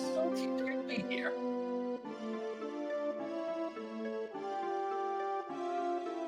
Pyro's cool with it. Sweet. I know where they live now. Yeah, this definitely feels a little more strings. I want to say like the usual Final Fantasy is a little more like brass heavy. Yes, it's woodwind heavy, yeah. Woodwind, yeah, that's cool. I mean, you still got that, but you've got a bit more of the strings here. Well, but the theme is played by baritone, which is brass. Oh, it is, isn't it? Yep. Like, it's still very clearly recognizably the theme. It just feels like there's a little bit of a different balance of instruments from usual. Welcome to 5. Everything is balanced a little bit differently. Now the flutes kick in. As they do it.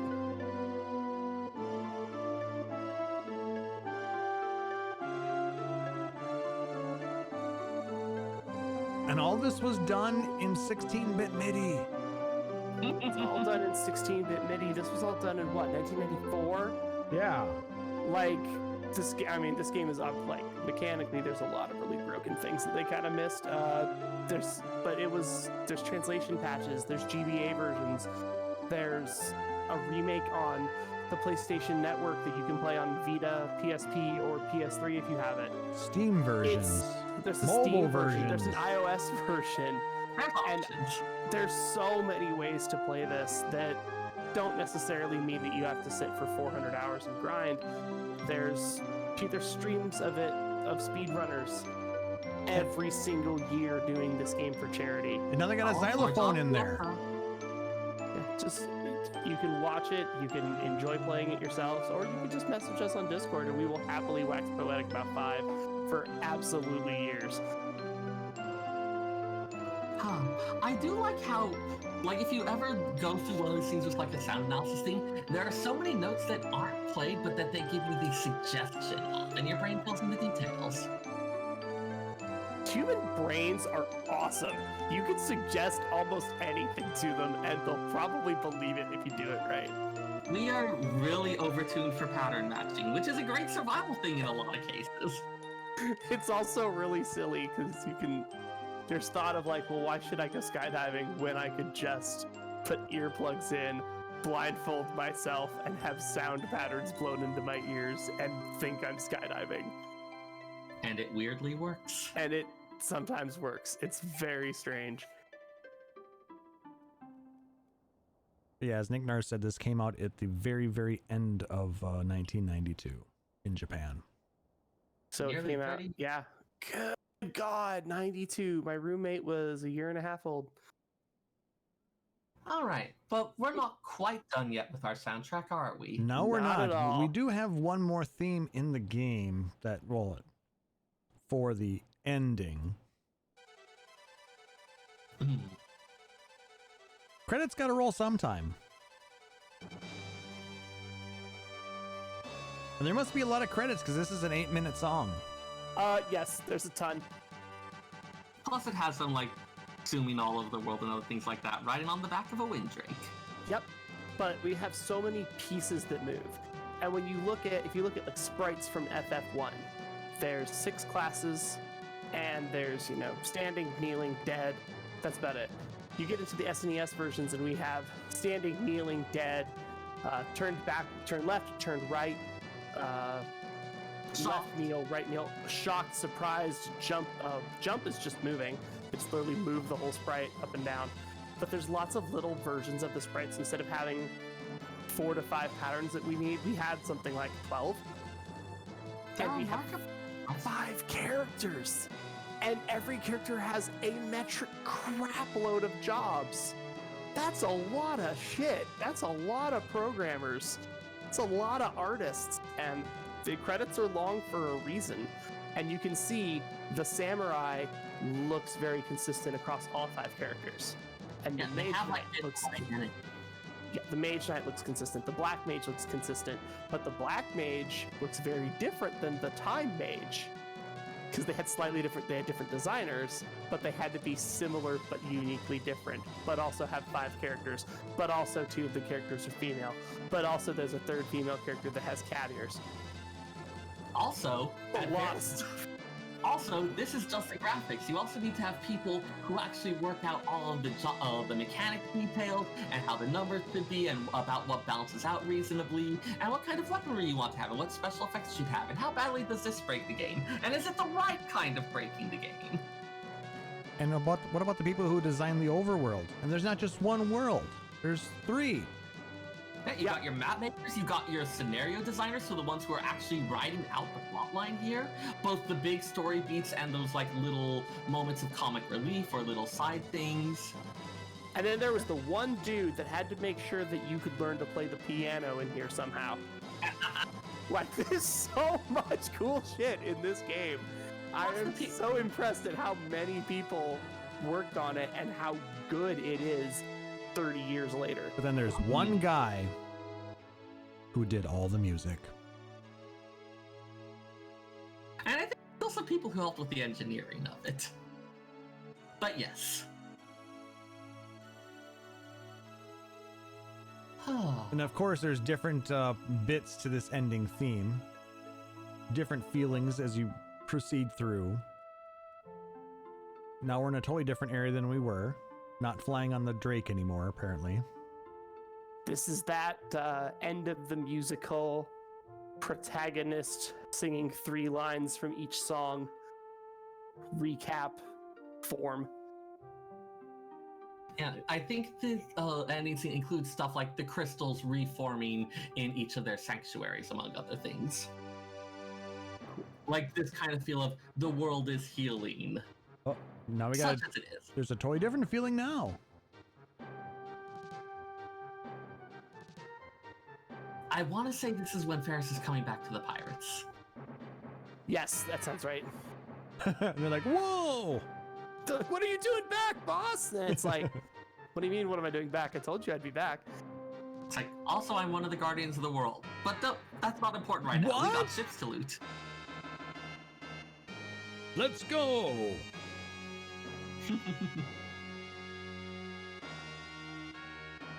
We might just want to listen to all the different beats off of this song. Yes, it's 8 minutes, but it's pretty important 8 minutes. Yeah, now we have another one. There's that leitmotif.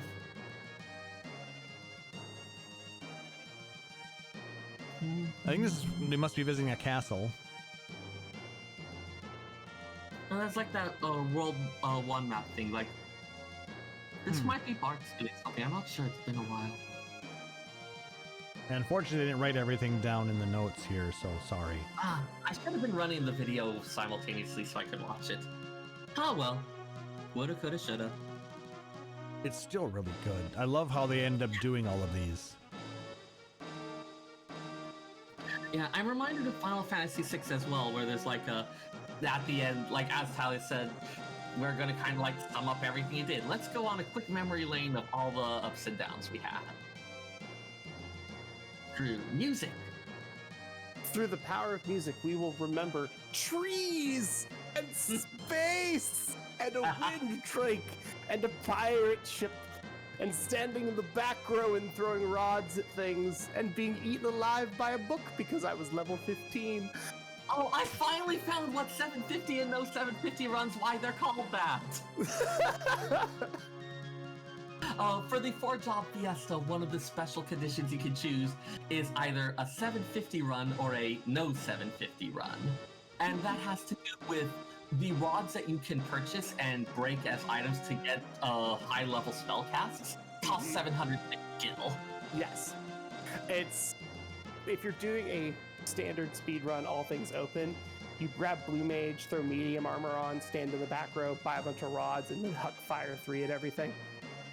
Run from everything that's your level, get into a fight that you can't win anyway, leveled up twice in every fight.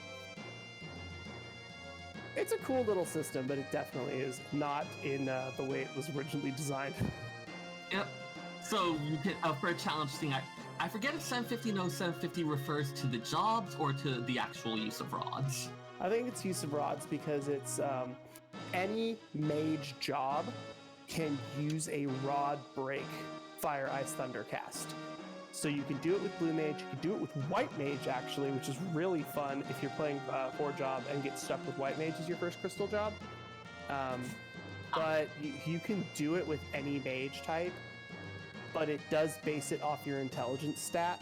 So like while you can do it with a White Mage, it's not the best versus like a blue or a black or a time, because they're gonna have the higher int stat.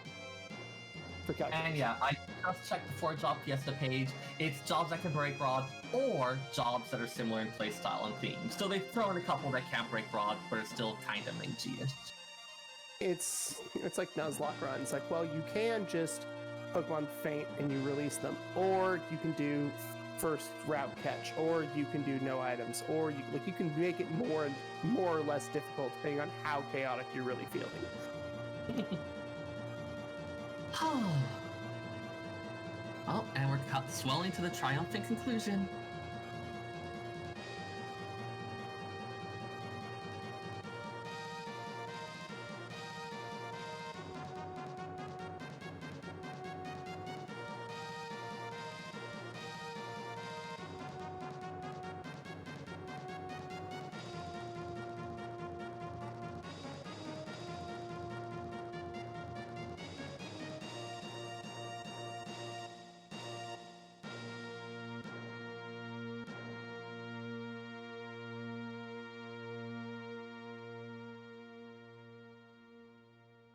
Worth it. Now that covers video game soundtracks go from whatever the hell Qbert was to this in like 10 years. Yeah. People 11, I think. So incredible what we've pulled off. Like, if I have learned anything just from like the classes I was teaching at the library this last week, you put tools in front of people, you give them enough time, they will start making art. It's kind of what people do. I mean, what is it? 1,000 monkeys, 1,000 typewriters. Like, well, actually, that's not untrue. Like, if you give somebody a thing they don't know how to do and leave them alone with it long enough, eventually, through one reason or another, they will pick it up. And the chances of them making something artistic, musical, creative with it is very, very, very, very high. And it's even that because the 1,000 monkeys, 1,000 typewriters assumes that they're just plunking randomly throughout.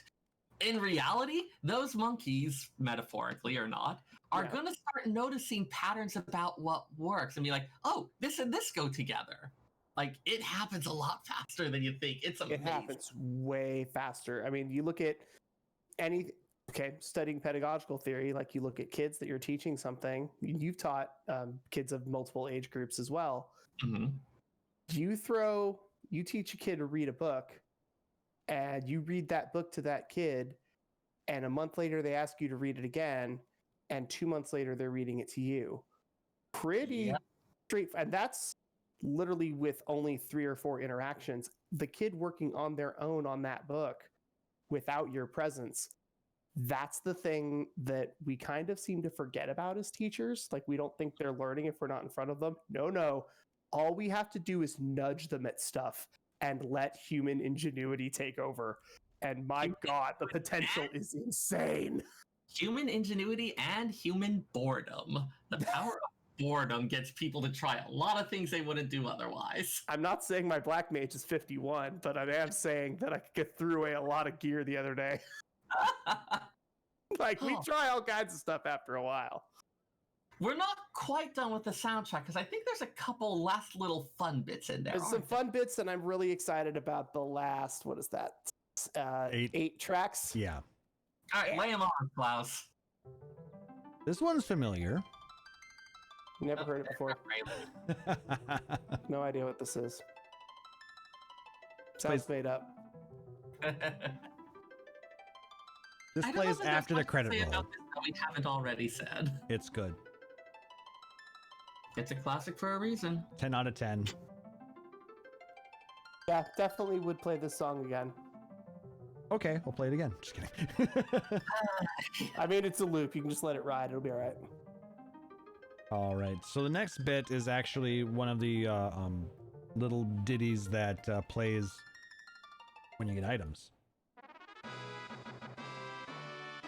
Key items. You have unlocked the cool thing. The cool thing opens the next zone. And this one plays when Galoof regains his memory. You got an even more cool thing. I am a Dawn Warrior and the leader of another planet that rode an asteroid into battle. Also, I may have said some embarrassing things earlier. Yeah, dude, Galoof is great. This one is maybe a little shady. This is classical music, culture. But it's played when Bartz approaches any group of dancers for a private dance. Oh my. Money? Oh my. There it Indeed. is. Oh God. But yes, that is a remix of Carmen. But yes, now we get into the piano lessons as Taliz was talking about. These are my favorite 8 tracks in the whole soundtrack. Yes, Not gonna lie. There are 8 different pianos throughout the world, and in whatever order you find them, each time you play one, Bartz gets a little better at playing the piano. It is unclear why he has to find new pianos to get any better. Maybe he's got some kind of weird learning disability. I don't know. This is actually how you unlock some really nice Bard songs. And this is how he starts.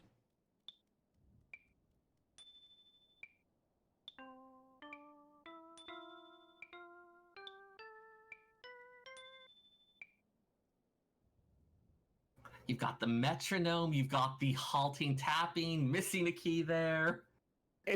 I mean, I learned to play jazz when I was, the brief moment that I thought I was going to be able to learn to play piano, I was learning jazz. So like, yeah, I was just kind of rolling across the keys anyway. So even if it sounded okay, it was still going to be bad. The second time he plays a piano. There's that metronome.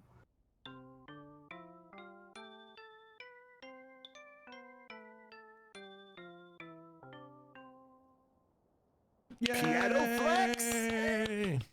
He managed to scale up and down, and for the most part, he just kept going. That's improvement. It is improvement. And every time you learn to play the piano, well, you attempt/do play the piano, you stand up and you actually do this like big hulking 1990s Arnold Schwarzenegger big ol' flex move for no reason other than it's funny. So the piano flex is real if you've played this game. The third piano.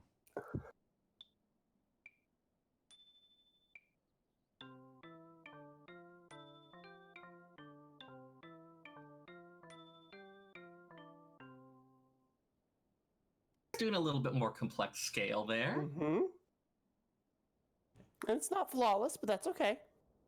The important thing is that you keep playing. Yep. And next time he plays.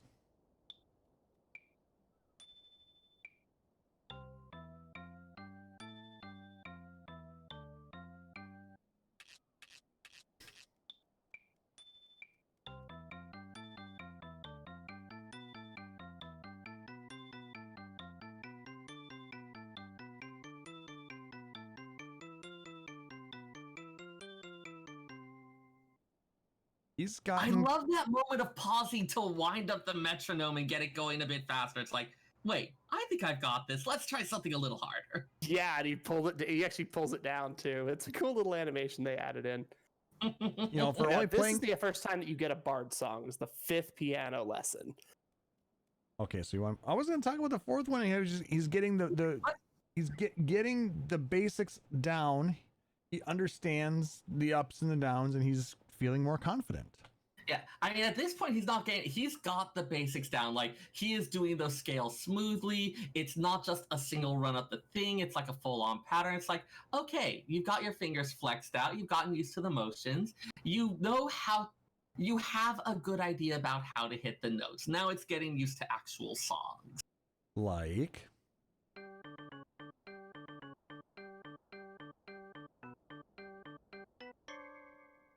Almost. Close. Yeah. Close. Yeah. The little tune played there is Schubert's Marche Militaire No. 1.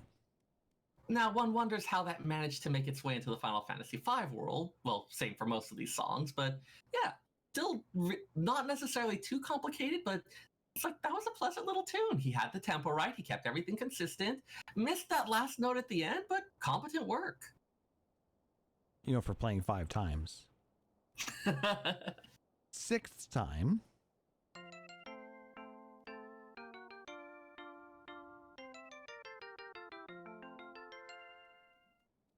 Beautiful dreamer, wake unto thee. I used to know the rest of the words to that. Okay, so there's a version of that that actually plays at a train station in Japan, and I don't remember which one. Every train station has a unique tune at it, and a lot of them were songs that already existed, but I was like, wait, I've never heard this song. Oh god, I've heard this song, and it's at a train station over a loudspeaker. Well, at least it's not James May Sumimasen. That's a good song, though. That was hilarious. That was such a good song. If you have not seen James May, Our Man in Japan, go which I watch it. The week before I moved to Nagasaki, by the way, which was a very strange experience. It's on Amazon Prime if you have it. Go watch it. It's amazing. I mean, I was tempted to start busting out Train Roll here, but I guess we can save that for another time. All right. The 7th song he learned, or the 7th time he plays the piano.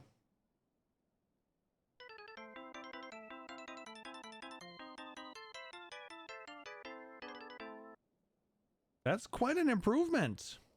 Yeah, that's an upgrade. If they wanted it to go for a bit longer, they could have had a lot more going. Like, he's got high speed going. He's got that little twiddle going. It sounds great. Yeah. Sparks has really gotten a handle on the piano. I mean, playing Mozart after only playing 7 times. He's a quick study, apparently. This is what it takes to be a wanderer. And finally, if you find the last piano,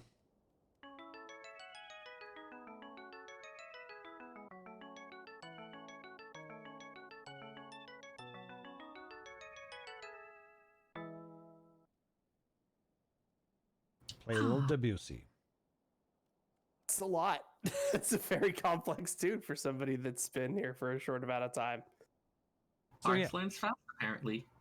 Though I like to imagine that if you got Bard unlocked, that every song he's just like strumming on a harp, or there's like things that you can, as portable instruments that have some of the elements of a keyboard.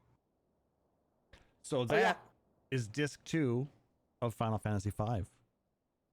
We've gotten through 5 games now in 7 weeks. Yep. They are just getting more and more complex. You're getting even more emotion worked into them. I mean, the early ones certainly had that, but there's lots of stuff we can pick out where this is supporting this element of the plot. This is giving this feel of the environment. It's definitely something that's becoming more and more complex while still working in those super simple formats. So Good yes, stuff. when we continue on with this, we will be doing Final Fantasy VI. However, I have a sneaking suspicion that patch 5.3 is going to trump it a little bit. So we will end might up... be ever so slightly distracted.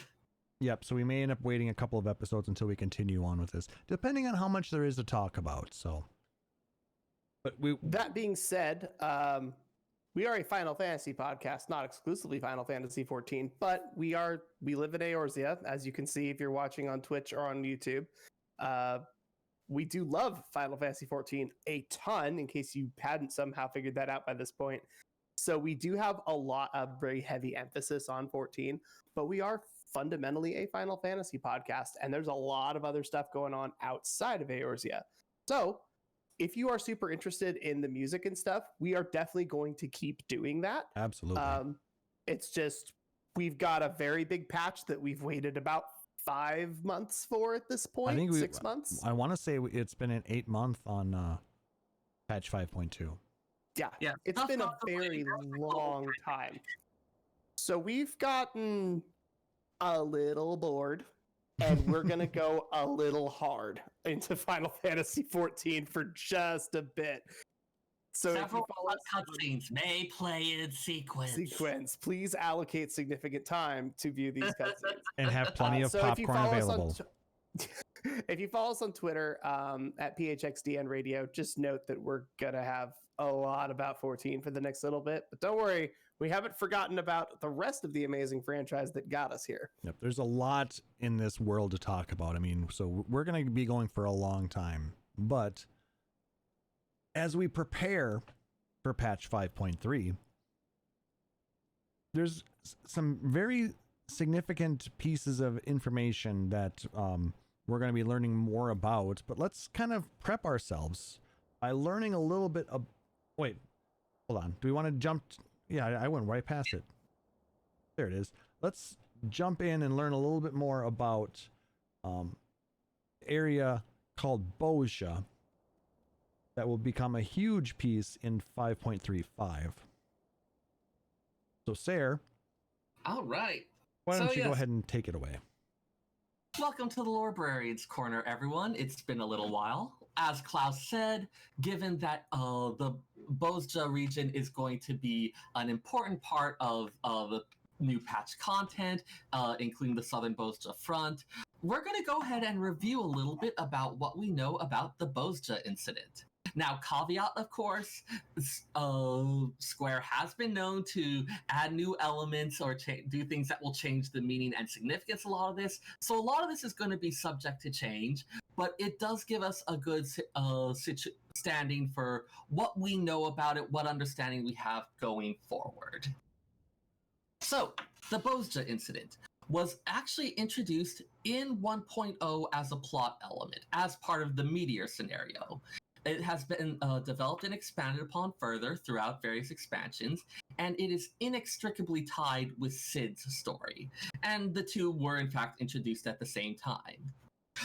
Originally, the holdings of House Darnus, the same one that gave us Nail Van Darnus, included various artifacts excavated from Allegan ruins.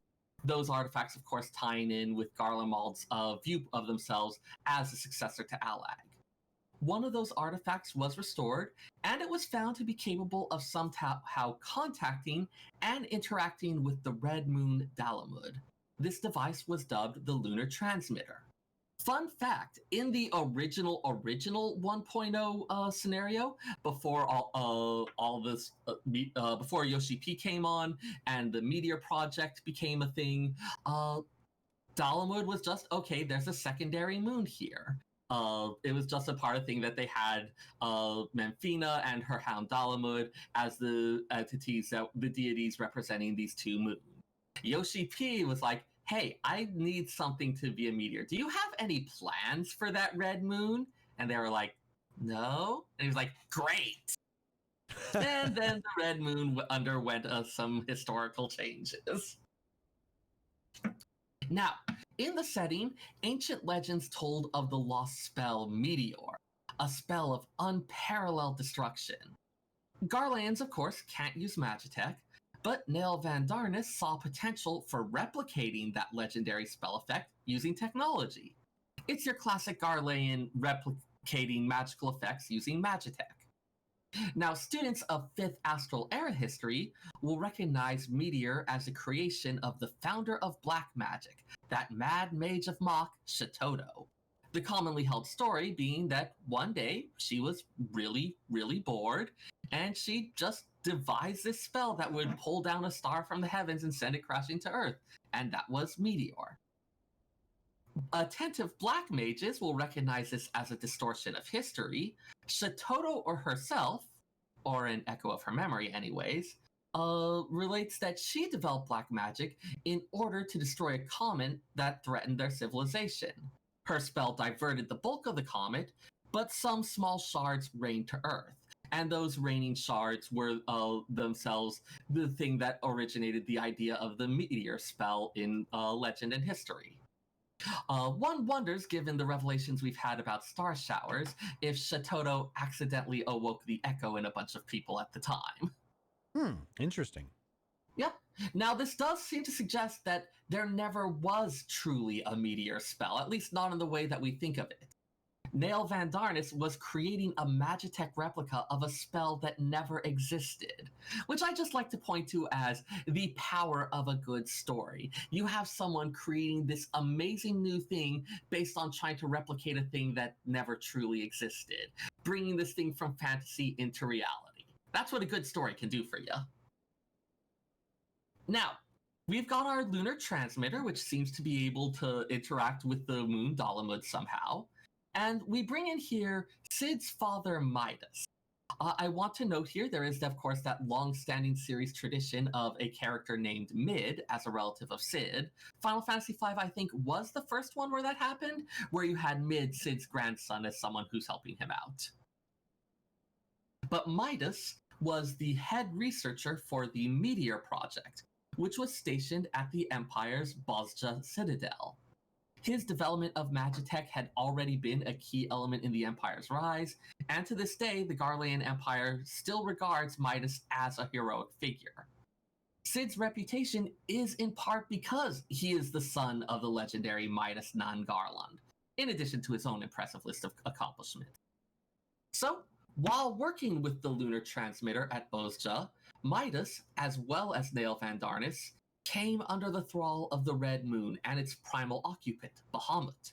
The two of them were tempered and from that point on were loyal servants to Bahamut. You actually do see this in the first bit of the Resistance Weapons subquest when we're moving through Memoria Misera. Is it Misera or Miseria? I'm not actually sure now. I'm going to look this because this is going to bother me otherwise. Trials. That sounds right. I think it's Misseria. Okay, yes. Memoria. Oh, it is Memoria Misera. Oh, okay. Yeah, I would expect Miseria, but no, it's Misera. That's probably more correct based on the Latin. Well, fine. Yep. I mean, you know how they are. They're sticklers about these things. But we saw those scenes play out and explored Sid's memory of them, where Sid has concerns about the figures that are coming from this, about the potential destruction that the Red Moon could wreak, and is trying to reach his father with them, but his father ignored all of his research, told him to stay out of this. We know now, of course, that Midas was already under the control of Bahamut, and that nothing Sid did would have stopped his father. And so, of course, Bahamut trying to manipulate this situation, trying to get escape from his prison.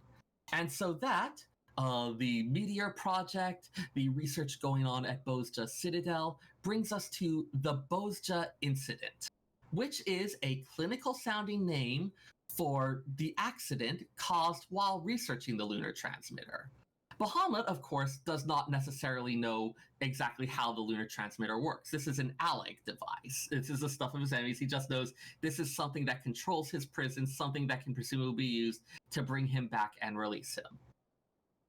In the process of that research, a pulse of energy was released from Dalamud that utterly obliterated the Bozja Citadel and its surroundings. We saw that entire little city spread out before us. Every last bit of it, every building, all the walls, down to the foundation stones. The destruction was absolute. Everything reduced to ash. There are no known survivors of this incident. Now, in addition to the massive loss of life, countless treasures were lost. There was, of course, the original lunar transmitter, but also a number of other Allegan artifacts that were brought in to assist with the research. So all of these treasures of House Darnus were lost in that Bozja incident. We also had Gunhilder's blades, the weapons that we're recreating as part of the Resistance weapons quest. Those had also been brought there, in part as treasure seized from the native Hrothgar to demoralize them, but also as something to research. So those had also been stored on site and were also lost in the conflagration.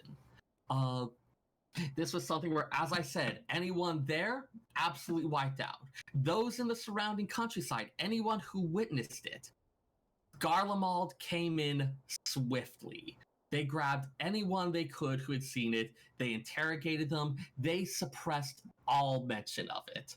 I believe within Garlemald, to this day, very little is known about the particulars of the Bozja incident. That which is known is heavily propagandized. It's kind of their Tiananmen Square, I suppose. Not for the exact same reasons, but it is here is this thing that was this huge blow to us, embarrassing in terms of the narrative we built about ourselves, and so they suppressed everything they could about it.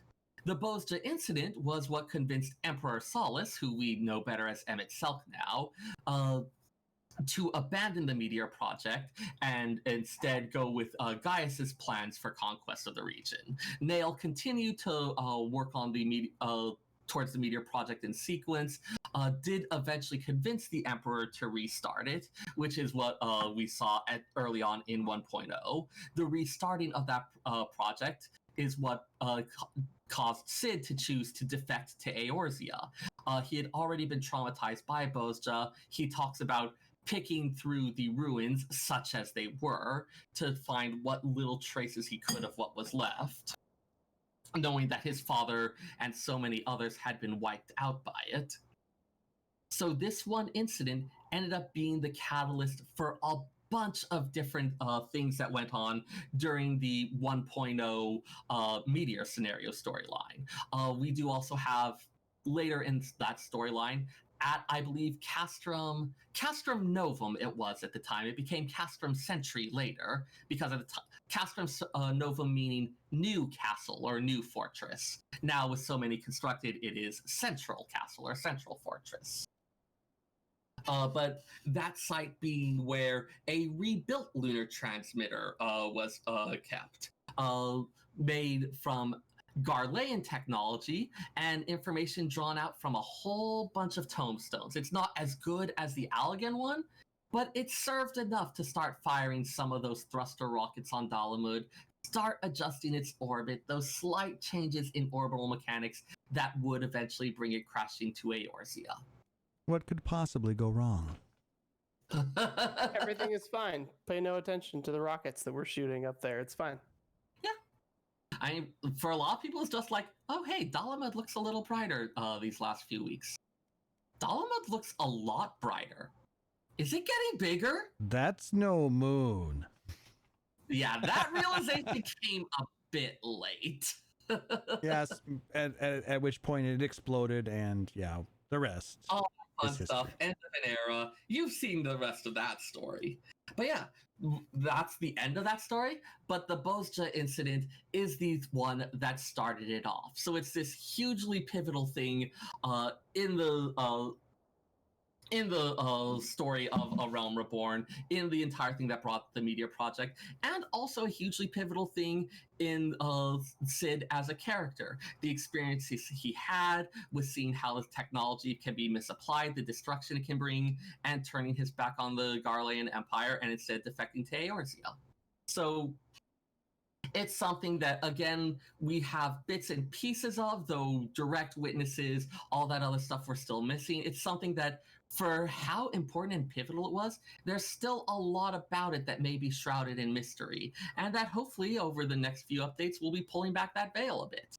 Now, as I mentioned, some of our understanding of it may be changed a little bit. The whole thing about the Hrothgar being involved with it, that is very definitely a later addition. They did not exist. The glimmer of the Hrothgar had not even crossed the mind. So there's definitely elements that may be added later on that will change our understanding of it. But for the moment, this is our understanding and what we're working with. Very and that's the nice. Bozja incident. Thank you very much. Greatly appreciate you coming back with a wonderful bit of lore for everybody. I hope you guys all enjoyed that. Oh, it is nice to be back on that. Yes. Yeah. Speaking of the power of a story, you get me telling the story. It's hard to get me to stop. Exactly, because we're not done yet. Taliz has been sitting on a lot of fish at the prep station for a few episodes. That stuff goes off if you don't get it cooked up quickly. We should get on that. So Taliz, why don't you tell us about some salmon? If he's here. I'm here. I just forgot to unmute my mic. It's fine. Wait, you have a button for that. Okay, fine. All right, so salmon. Being from Western Washington, we're a little weird about our salmon because we know where a lot of it comes from. Alaska is sort of the home for a lot of salmon, even worldwide. Even stuff that I was getting in Japan was still fished from the same boats that are based out of Alaska and Seattle. So I love salmon a lot, and I was researching it here in Eorzea, and I found one dish that has 3 different recipes, and they're all slightly different variations on the original theme of the recipe it's based on. So we're looking at 3 different kinds of salmon. We're looking at bluebell salmon. It's an inland river salmon. We're also looking at king salmon, which can reach massive, twice the size of a normal salmon.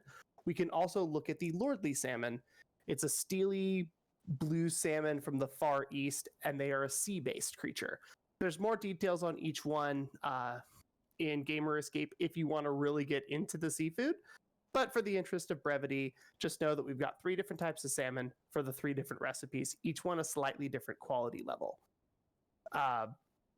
Something that Seyrr noted, there's a few fish with sema in the name. It's a type of salmon.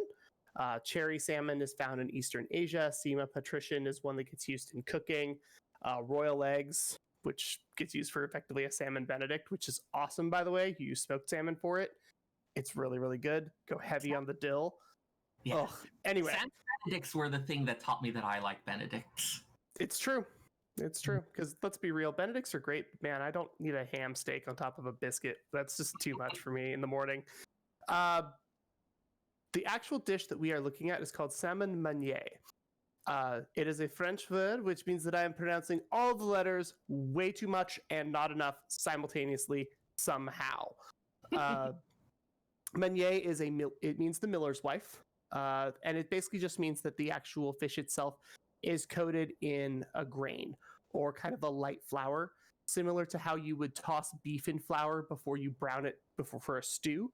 You kind of do the same thing here, so you have a little bit of a protective coating on your fish that protects it from the butter sauce that you're making.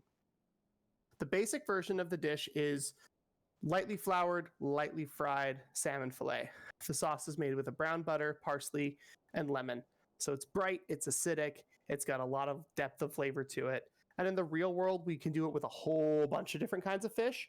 When I was doing some research on this, I actually found sole appearing way more often than salmon when I was specifically looking for just the sauce technique. If you've never browned butter before, medium heat, watch it like a hawk. You will burn a bunch of it before you figure it out. Just keep it moving and it should be fine. Yeah. I'll throw in briefly here, talking about the etymology and the word origins. The fact that Meuniere, am I saying it right? Meuniere, yes. Meuniere. That it meaning the miller's wife is not just about the fact that you're using ground grains, that you're using the flour in it, but that the miller's wife would usually have access to fresh fish from the river or stream that's driving the mill. And so this is something where you've got like kind of a lighter sauce. You don't need to cover up the taste of old fish with this one. Right. When you have a fish, like, okay, I love me some catfish. I love me some Southern style cooking. I don't like cooked seafood in general, but if I'm going to have cooked seafood, I kind of like that Southern style where it's blackened, where it's got a really hot fire burning, hot depth, flaming peppers, whatever, something super intense that goes over the fish. But when you're having something like catfish or black cod, it's dense. And the way it's farmed and fished out, you kind of need to cover up some of it. But for this instance, your fish is going to be extremely fresh. So it was going to be alive 20 minutes before you're eating it. And this is a cooked dish, not a sashimi dish. So you definitely want to have your sauce light so that you can taste that fish. The simplest form of it, in the Eorzean cookbook, we have a level 23 recipe. It's using the bluebell salmon, the smooth butter, the sun lemon, and the sunset wheat flour, and Highland parsley. For anybody that spent any amount of time crafting, you know that every couple of tiers of stuff, you have a new set of base ingredients that you work with. And it's the same that's true. It's first you're using wool, then you're using cotton, then you're using silk, then you're using silk from a made-up creature, and it goes on and on. First you use copper, then you use iron, then you use brass and gold and silver and mithril and everything else. Here we have like 3 or 4 different kinds of butter, 3 or 4 different kinds of lemon, a bunch of different kinds of flour. So as I explain the next sets of recipes with their ingredients, just know that it's not a specifically different kind of flour per se. It's just going to be a higher level of quality for game functionality.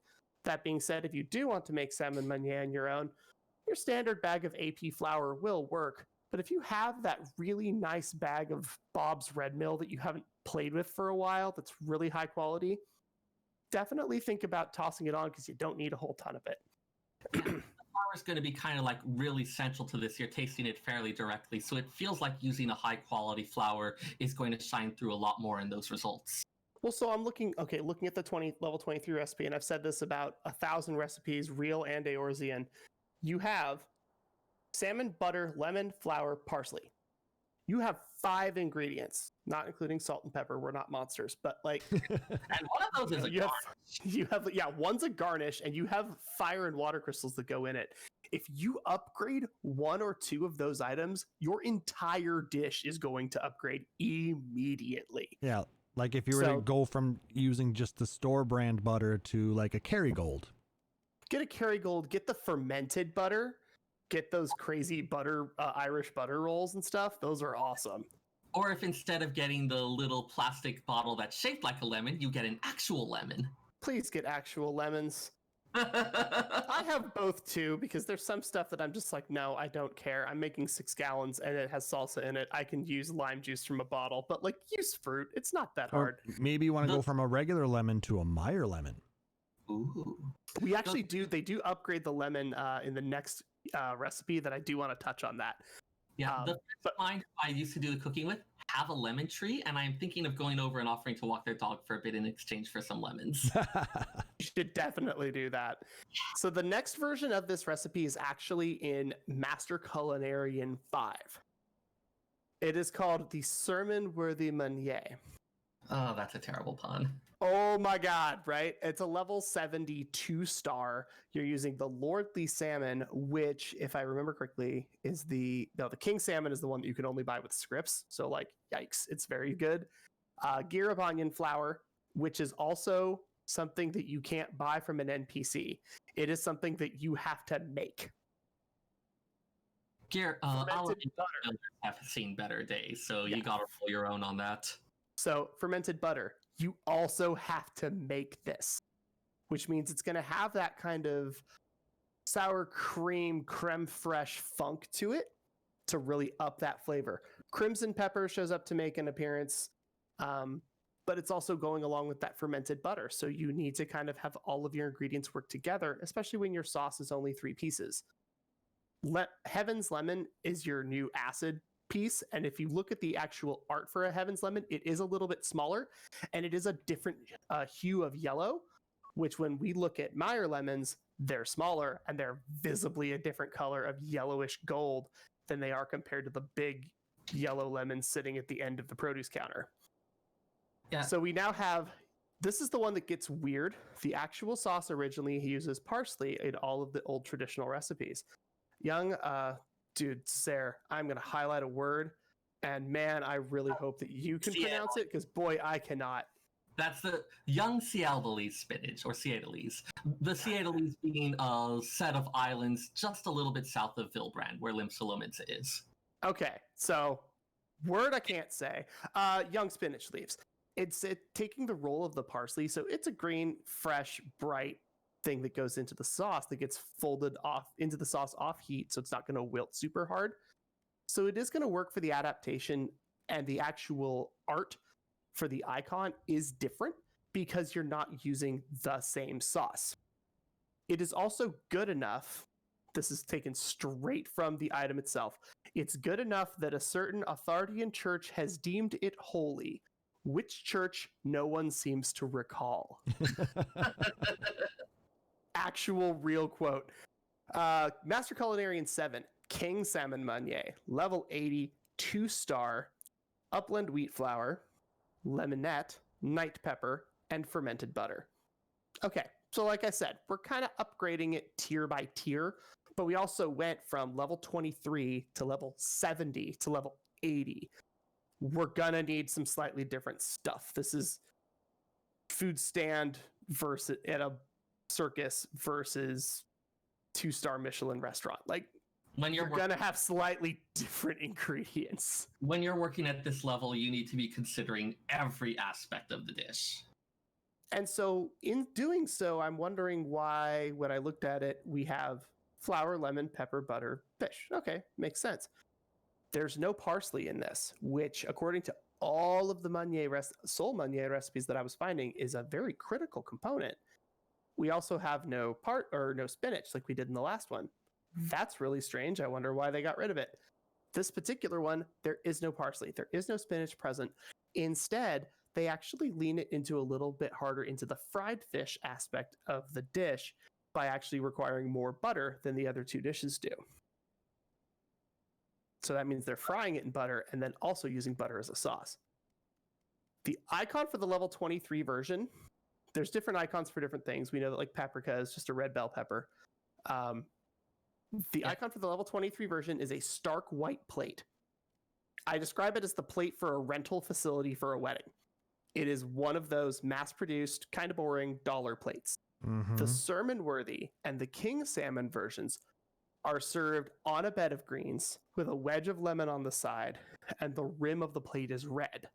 So you have a very upscale, decorative, full set design for your plating for the higher level 2-star Master Culinarian versions than you do for the literal miller's wife, fish from outside, flour that we have, stuff in pantry, we made food. It's funny that you bring that up because I mentioned that photography class that I was teaching. For the section, the first lesson on taking still lifes and single simple objects, I did one using a poached egg where the first was on a white plate. and then on like a plate with toast and a plate with a bed of greens. And those little variations, even with the same food, those little variations made the picture much more appealing. So like this is something where it sounds like it's no longer just the cheap mass-produced plate, but you're paying attention to every aspect of the dish, including that presentation. Square plates, rims, when you have the soup bowl that goes on top of the plate, that kind of stuff. It's little things like that are the difference between the $9 food and the $19 food. The quality and the chefs are almost the same. It's plating. There are these square blue plates that I have been wanting to get. It's like black underside and then like a blue kind of like, they look kind of Japanese and stuff, and I've been wanting to get them because I feel like everything I make will look fancier on them. I have those, but on red. Send me links because I need plates. So here's my last little piece for this. If you're gonna make this dish, which I highly recommend, because let's be real, you can get fish from a good fishmonger for not that much money, and everything else is kind of staple. If you're gonna make it, make sure you mix your lemon juice and your parsley and spinach into your brown butter off heat. You are, after all, the cooking machine of wilting your green, and given that your dish is rustic and old school, you might actually want to play with curly parsley over the flat leaf parsley, because curly parsley is just a little bit denser and it's hardier. There's a reason that we use it in catering and throw it in, hot holding trays and stuff, because it lasts forever and it can hold up to that heat. So pull your browned butter off heat, and you can leave it in the pan, that's fine, but throw in that lemon juice and green, because you don't want it to continue cooking with all that. You just want to fold it in so that you have a nice, smooth, consistent sauce to go over your fish afterwards. Yeah. Both butter and fish, if you heat them too much, they can break down really fast. The cooking competition show that I was on, one of the traps that I got stuck with was my competitor was allowed to grab one of my ingredients and throw it in the microwave for 1 minute. I'll let you figure out what he grabbed. He microwaved my salmon. It was gross. Dude, microwaving fish makes you the enemy of every office in the world. Yes. Oh, people in the chat were cringing. It was great. Oh man, I could go for some fish Meuniere right now. That sounds so good. I have enough stuff to make it downstairs, I think. Do you deliver? I can't eat it all the way that far. There might be a little bit of a surcharge for distance. All right. Well, Maybe. Thank you for that. I think you made everybody in chat and listening on the podcast very hungry. Good. That's the goal. And I see an uptick in sales of salmon tomorrow. I'm going to open my stash app real quick and invest in the fishing company. Yeah, like I said, for about 6 people. Yeah, okay, maybe delivery isn't possible, but we need to talk about if you can get your hands on salmon for me. Probably. We'll talk about it later. All right, so All fair. we had, it wasn't an email, but it was a really, really sweet Twitter thread from user Sayo_FF on Twitter. And very nicely said. I'm going to go ahead and read this. I just want to say that these music episodes have been my favorite ones. I never played the old ones nor the console ones, save for FF8 and 10, but I played the hell out of Theatrhythm. In my school years, me and my brother would burn CDs with OST of the games from the PlayStation era. Sleeping with the music and listening to it constantly has been my kind of nostalgia for the older titles, even if I never played them, but thanks to the music, I've learned to love them as well. The day I actually try to play them, I think my heart will melt for maybe different reasons than others. So thank you for these episodes. I'm enjoying them a lot, and I think I will die with a smile when you do FF6 music, because that's my favorite game of the FF titles. Yeah. Sorry. 6 is amazing. Music and aromas are the two things that can reach down deepest into your brain and just yank on all the levers. It is weird. Like, I know for music, it's weird how many times, I've just heard something, been listening to a tune that has these things familiar with it, and I'll start randomly getting goosebumps. No clear reason why, but just something about the music just makes me feel. Anytime I'm at Lensetti Luminiere's house, she and her mom make fun of me every time. I will literally stand on her back porch with my eyes closed for just a couple of minutes and just breathe in. She lives right by the ocean, And every single time I'm there, I am instantly transported back to Tokyo Bay. Every single time. It's really, really weird.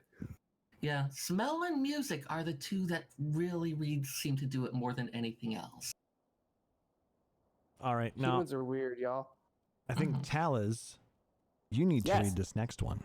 Okay. Because this person is special to you. It is. I'm actually going to say who it is at the end. This is coming from the KupoCon group post, and I have permission from the original author to read it on the podcast. Every week they do a special appreciation, since we can't do events right now, for different games, and we post swag and cosplays and stuff and our favorite memories about games. This one comes from Final Fantasy 15 appreciation. I've been a longtime player of Final Fantasy thanks to my brother handing me the PS1 controller when I was around 5 or 6 years old and helping me stumble through FF1. So when I bought my PS4, I chose Final Fantasy 15 as my very first game.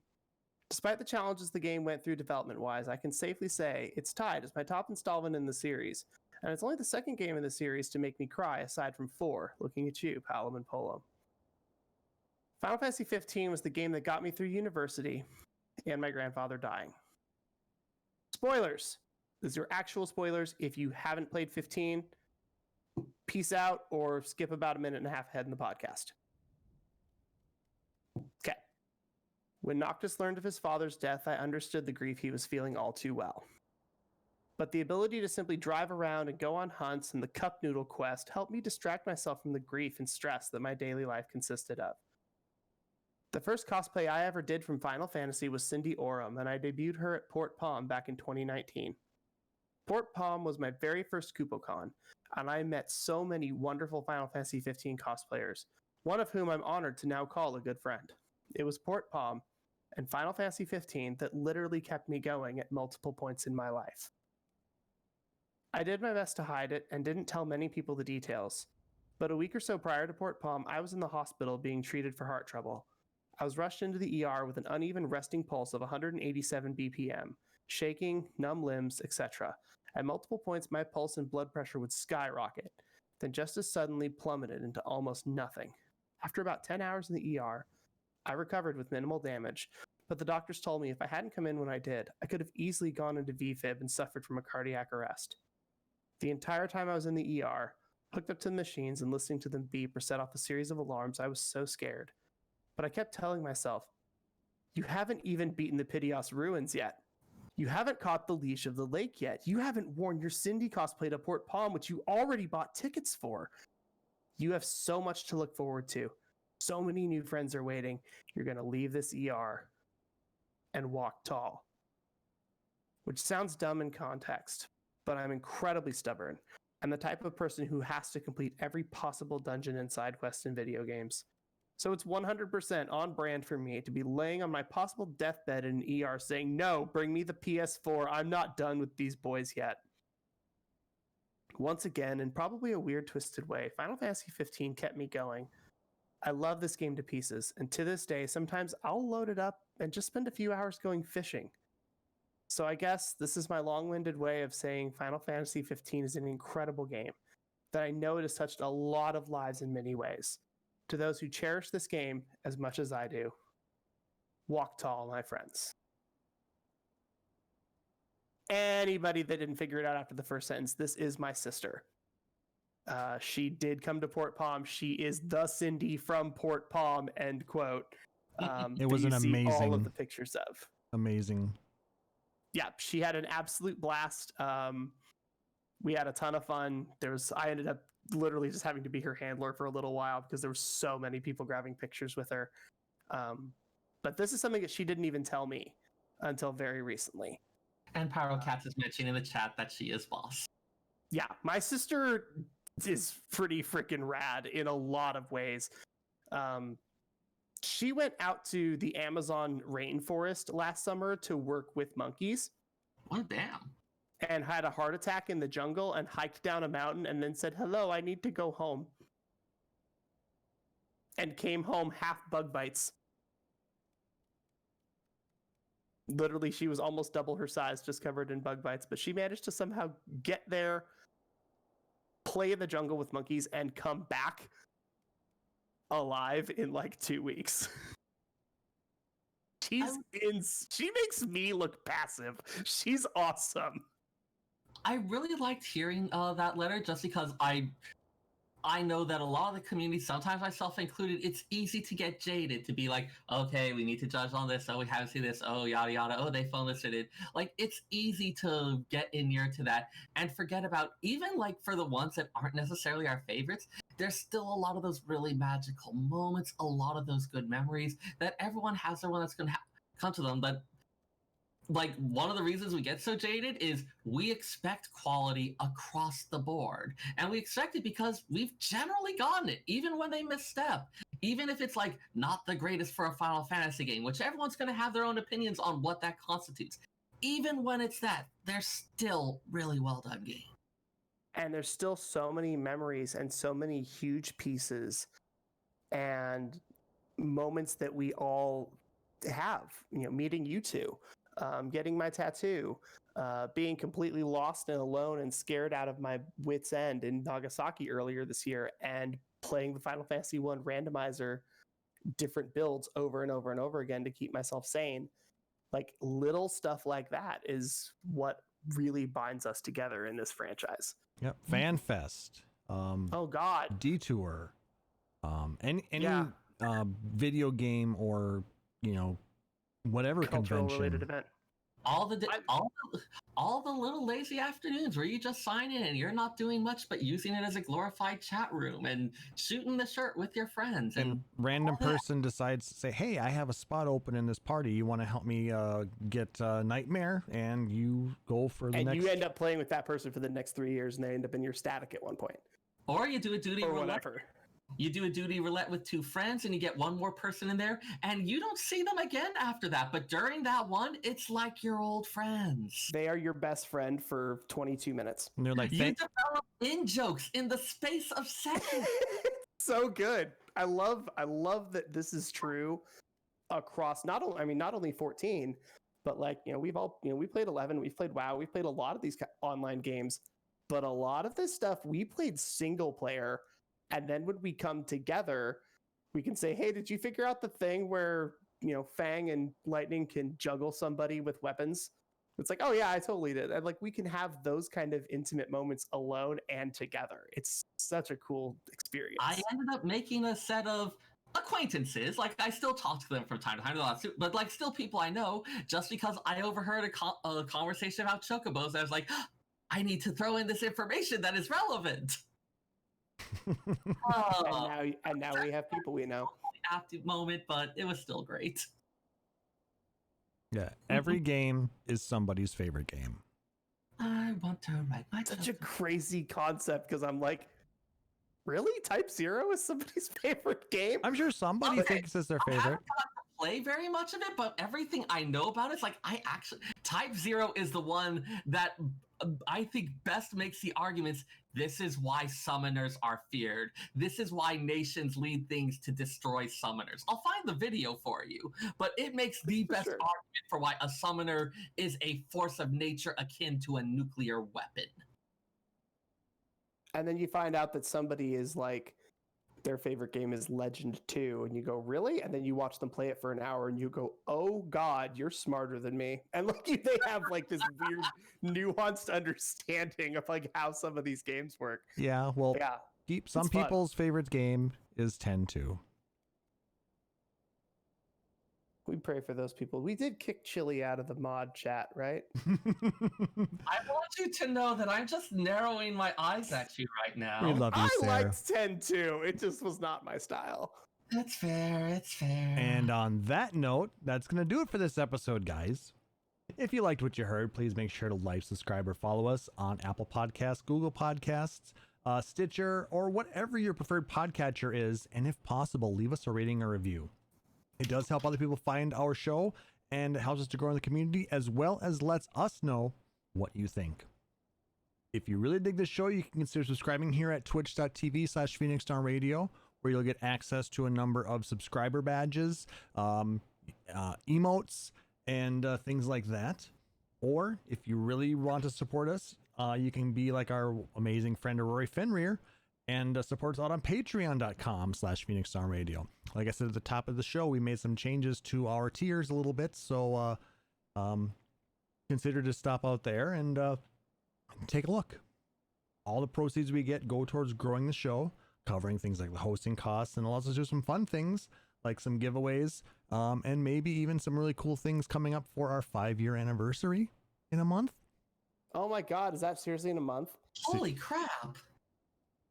September 5th is 5 years. For me, it's another yearly anniversary, and I have to stop and go, oh my God, I have been part of this show for long enough to have another yearly anniversary.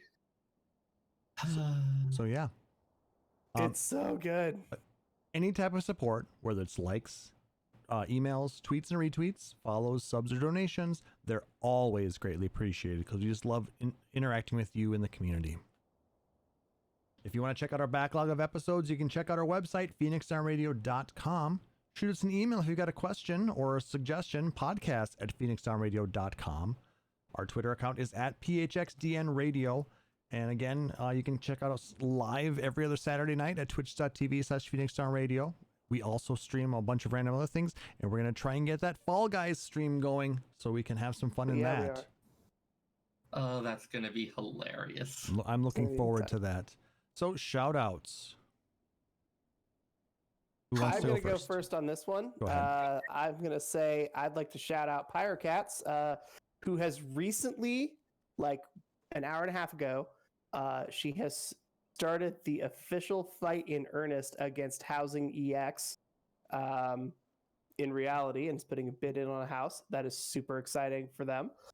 I'd like to shout out my sister, who sometimes plays 14, but decided to take a break so that she could finish her senior thesis about living in the jungle and having chiggers in her ankles while she was helping monkeys get down from trees. That's a perfectly good reason to take a break from 14. No excuses. I'd also like to shout out Bannon, who is allowing me to move back into his house so that I am no longer a vagabond in this world. You're no longer going to be a Bart's? No, unfortunately, although I will say this, I definitely have a savings account labeled Get a New Boko-san. Fair. Because I want an MR2 again. Or, a couple of days ago, you could have bought a Hachiroku. I did seriously think about buying a Hachiroku on Hachiroku Day, but it's $22,000 for that built one that I found is a lot. There was a nice looking all black Toyota though. It's a very nice looking. It's the 2-door, which is the one that I want, not the 3-door hatch. Yeah, isn't that anyway, the same one that they if you want to hear more about dumb car stuff, you can find me on Twitter @Taliz Marvelous, TALIZ Marvelous. I post a lot of stuff about cars. I can also available on Instagram, which I'm actually a little bit more active on. I'm Marvelous Tofu on there. You'll know me when you see me. It's not too hard to figure it out. Awesome. Seyrr? All right. I'm going to go ahead and give a shout out to my friends Andy and Austin, as well as our mutual friends Michael, Nick, Simone, and Thomas. Oh, and Harris. Can't forget Harris.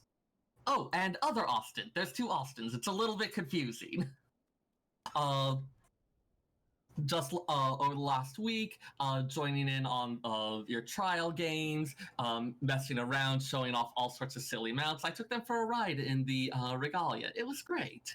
And just like revisiting some of that magic, getting me out of my slump. It was really, really fun to spend some time with you, and I'm looking forward to doing more of that in the future. And for those of you who like the social medias, you can find me on Twitter @FF14Seyrr. That's FFXIVSEYRR, where I mostly post random neat stuff that I cooked or occasional things from the library. There's not as much of that these days.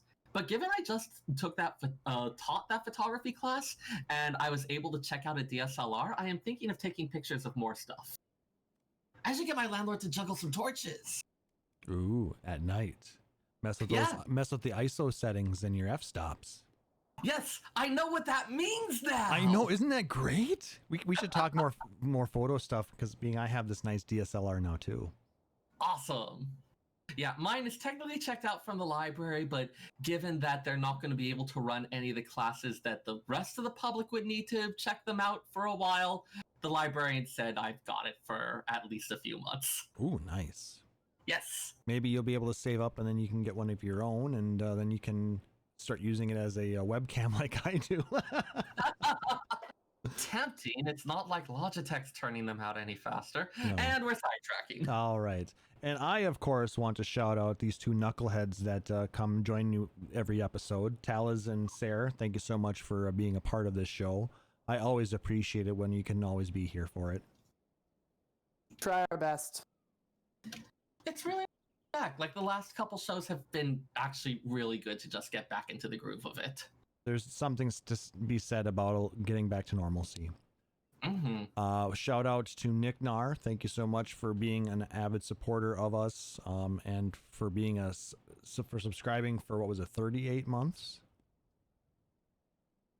It's amazing that we've been. I expected 36. That's like a nice even 3 years. 38 is just weird. Well, I mean, we were officially affiliates 3 years ago, 2 months ago.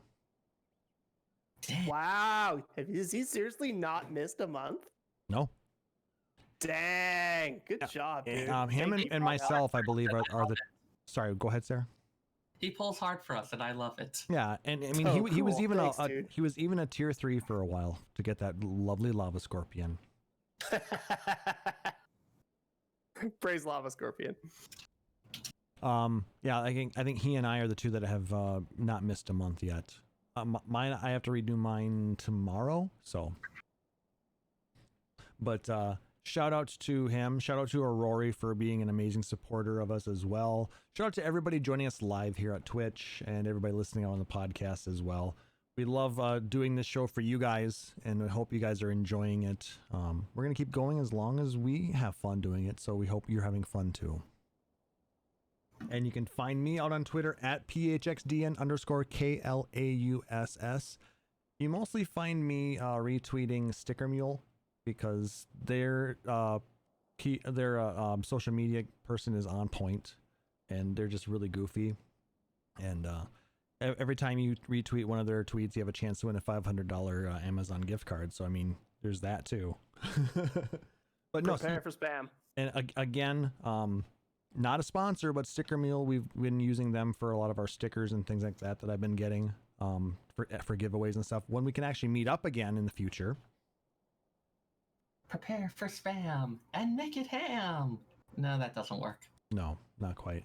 But yeah, I appreciate all of you guys. So for my co-host Seyrr Tomono, for Taliz Marvelous, I'm Klauss Nightbringer, wishing everybody a wonderful evening. Thanks so much for joining us. Take care. Phoenix Down Radio is a production of PhoenixDownRadio.com and Illusion Productions. Final Fantasy 14 and Eorzea are trademarks of Square Enix. In-game content for Phoenix Down Radio is the copyright of Square Enix. Opening music for Phoenix Down Radio is provided by Guilty Gear Rock You. Check out the Metal Chocobo theme cover and many other music videos at youtube.com/Guilty Gear Rock You. Closing music for this episode is provided by Guitar Wanker 90. Please check out their full version of Matoya's Cave and other rock video game covers at youtube.com/Guitar Wanker 90.